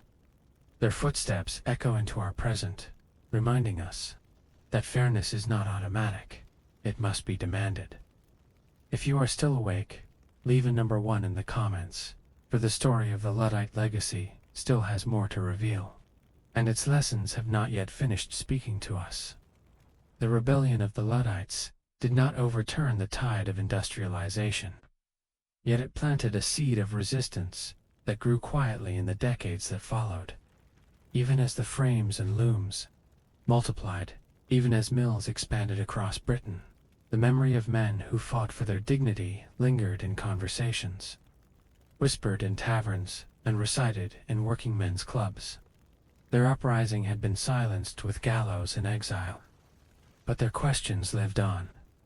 Questions that would shape the very birth of the labor movement. By the mid-19th century, Britain was in the full grip of the Industrial Revolution. Textile towns like Manchester and Leeds became symbols of prosperity to some, and of misery to others. The mills ran day and night, producing cloth that was shipped around the world. But inside their walls, men, women, and children endured long hours in choking dust and deafening noise. The Luddites had warned that unchecked machines would erode human life, and in these mills that warning became reality. Investigators documented children as young as 9 tending looms for 14 hours. At a stretch, accidents maimed countless workers, and yet the mills carried on. For the demand for cheap cloth seemed insatiable. Out of this misery came voices inspired, in part, by the spirit of the Luddites.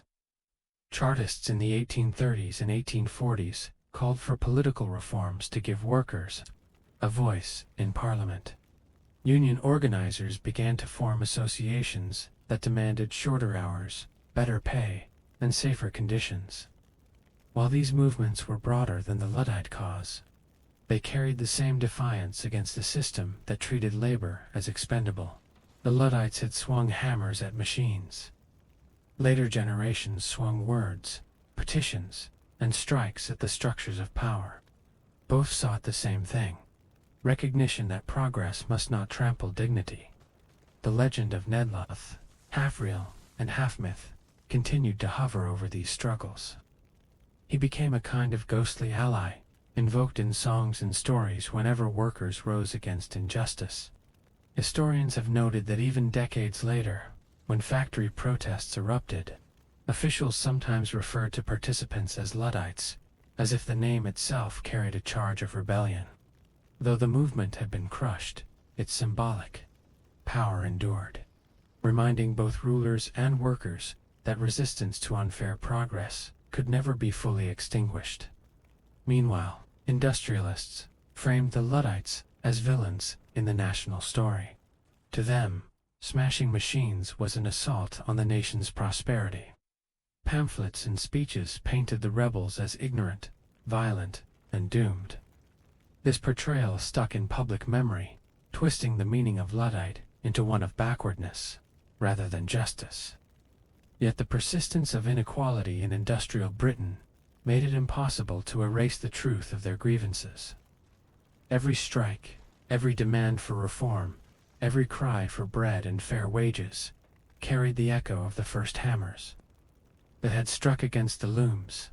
The contradiction of the Luddite legacy is that they lost their battle but shaped the future nonetheless. Their defeat proved that the machine could not be stopped, but their defiance proved that people would never stop demanding fairness. That paradox has followed us into the present.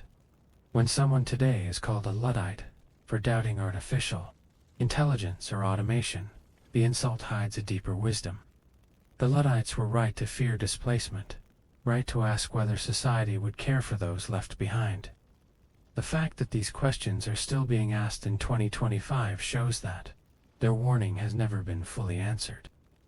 As you imagine tonight, the flicker of lamps in a Yorkshire cottage, the shadows of men gathering with hammers in hand, remember that their rebellion was not simply destruction, but a plea for dignity. It is a plea that still echoes whenever new machines promise abundance but threaten exclusion. If you are still awake, leave a number 1 in the comments, because the story of the Luddite legacy has one final turn, and its lesson still reaches into the heart of our own anxious age. By the time the last Luddite hammers fell silent, the march of industrial progress seemed unstoppable.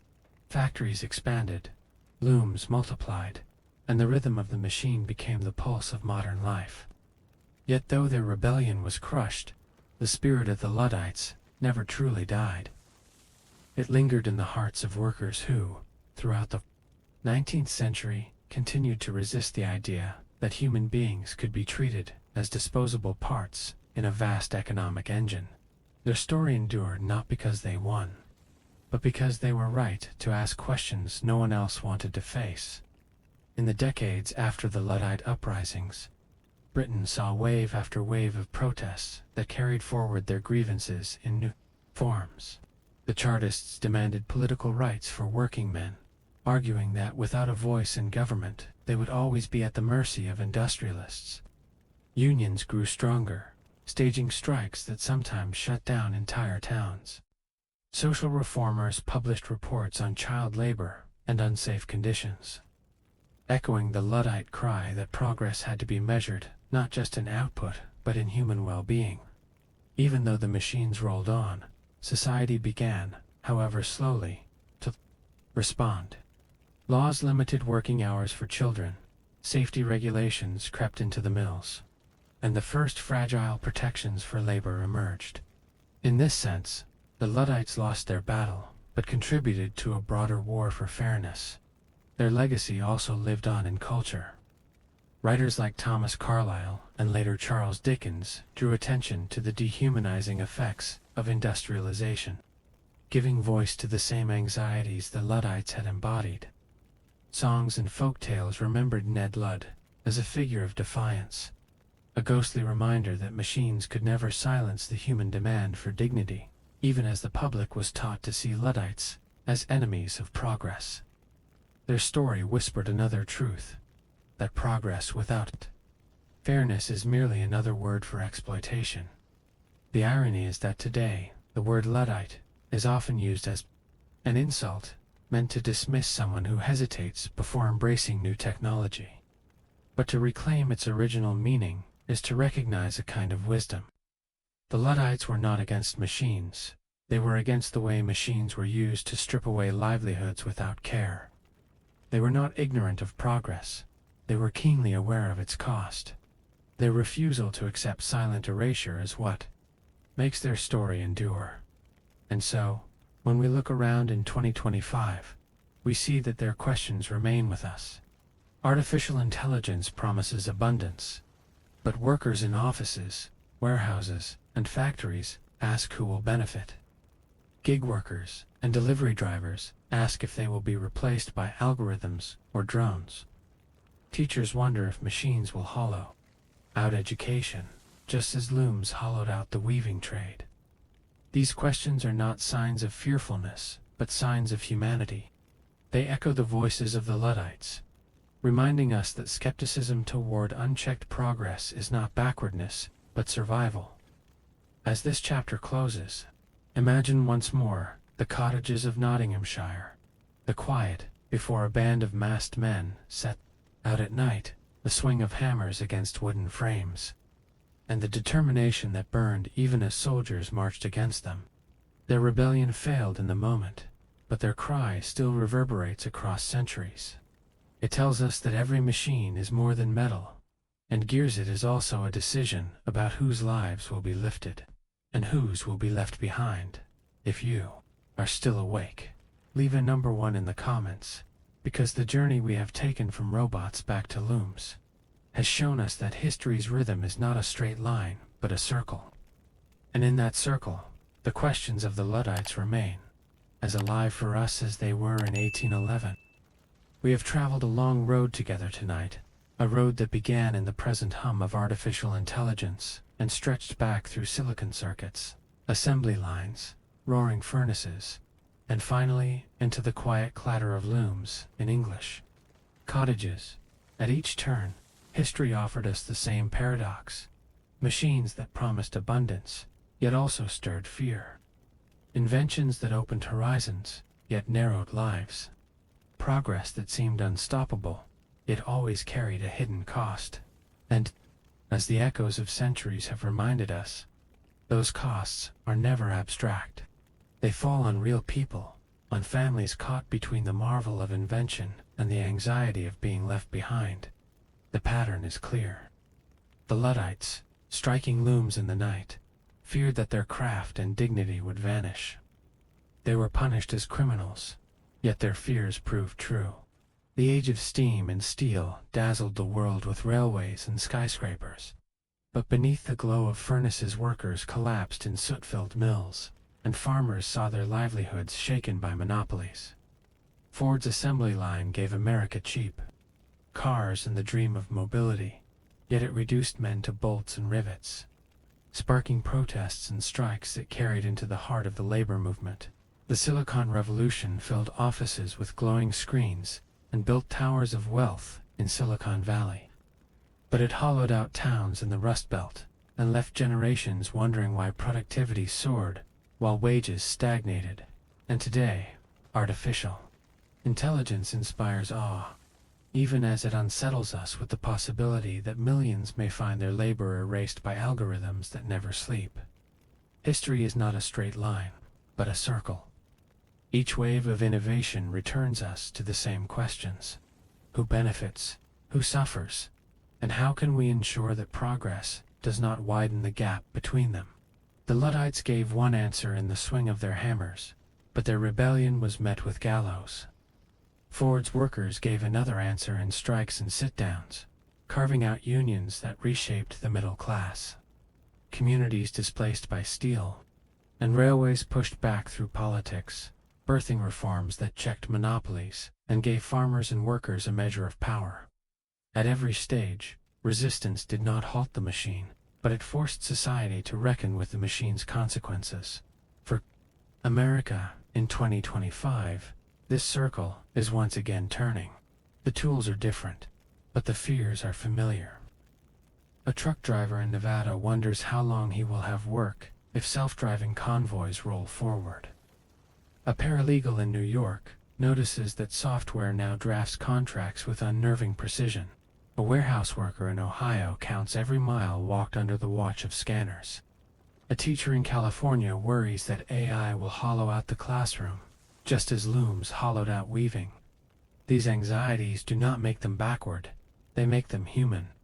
They are the same anxieties that filled cottages in Nottingham, factories in Detroit, and steel towns in Pittsburgh. They are the sound of history speaking again. But if history offers warnings, it also offers hope. Every time progress displaced, it also created. The same machines that drove weavers into poverty clothed millions more. The steel that scarred men in mills also raised bridges that connected cities, and skyscrapers that housed new dreams. The assembly line that drained workers also gave rise to unions that demanded fairness, and out of their struggle came protections, pensions, healthcare, shorter hours that reshaped the modern world. The computer revolution deepened inequality, but it also created new industries that millions entered, carving out futures that were unimaginable in 1970. Invention may always cast shadows, but it always carries light as well. The question is, not whether the light exists, but whether we are wise enough to guide it toward all rather than a few. This is where our story circles back to you. The anxiety you may feel about automation or artificial intelligence is not a weakness, it is the same awareness that guided generations before. To question who benefits from machines is not fearfulness, it is foresight. To demand fairness is not backwardness, it is the essence of progress. The Luddites were defeated, but their cry shaped reforms. The steelworkers were crushed at Homestead, but their struggle fueled union victories that reshaped labor. The clerks displaced by computers gave birth to debates that still shape policies today. And now, in our own time, it falls to us to decide whether artificial intelligence will repeat the cycle of exploitation or finally break it. Imagine, for a moment, the voices of the past gathered around us. The weaver of 1811 warns that skills can be erased without care. The steelworker of 1892 warns that prosperity at the top does not guarantee dignity at the bottom. The auto worker of 1919 warns that efficiency can crush humanity if left unchecked. The clerk of 1990 warns that glowing screens can create as much inequality as they resolve. And now you, listening tonight, stand among them, facing a future that feels uncertain but not unfamiliar. You are not alone in your fears. They are the inheritance of every generation that has lived through the march of machines. Yet their voices also carry another message: survival, endurance, and resilience. None of these transformations destroyed humanity. They wounded, they displaced, they scarred, but they also reshaped and reimagined. Families adapted, communities resisted, societies changed. If history proves anything, it is that despair is never the last word. The question is not whether we will endure, but whether we will learn. For America, in 2025, learning means remembering that efficiency must serve humanity, not consume it. It means shaping policies that distribute gains rather than hoarding them. It means refusing to treat workers as expendable, and instead seeing them as the foundation of prosperity. It means recognizing that the glow of machines, whether from a loom or a laptop, must never blind us to the dignity of the hands and minds it threatens to replace. If these lessons are heeded, artificial intelligence can become not a new source of fear, but a new chapter of fairness. So as we close this long journey tonight, let the echoes of history settle softly around you. Hear the clatter of looms, the hiss of steam, the hum of belts, the glow of silicon, and the quiet rhythm of algorithms in our present. They are not separate stories, but chapters of one long book, a book that we are still writing. And in that book, the question is not whether machines will advance. They always do, but whether humanity will advance with them, if you are still awake. Take comfort in knowing that fear has always walked beside progress, but so too has hope. Leave a number 1 in the comments if you've made it this far. A small signal across time that you are awake with history tonight. And if this story has spoken to you, I invite you to like, subscribe, and share your thoughts. Tell me what echoes of history you hear in your own life, and suggest which stories we should unfold together next. Because here, in this quiet space, history is not just a lesson of the past, it is a guide for the future. And together, we will keep listening, one chapter at a time.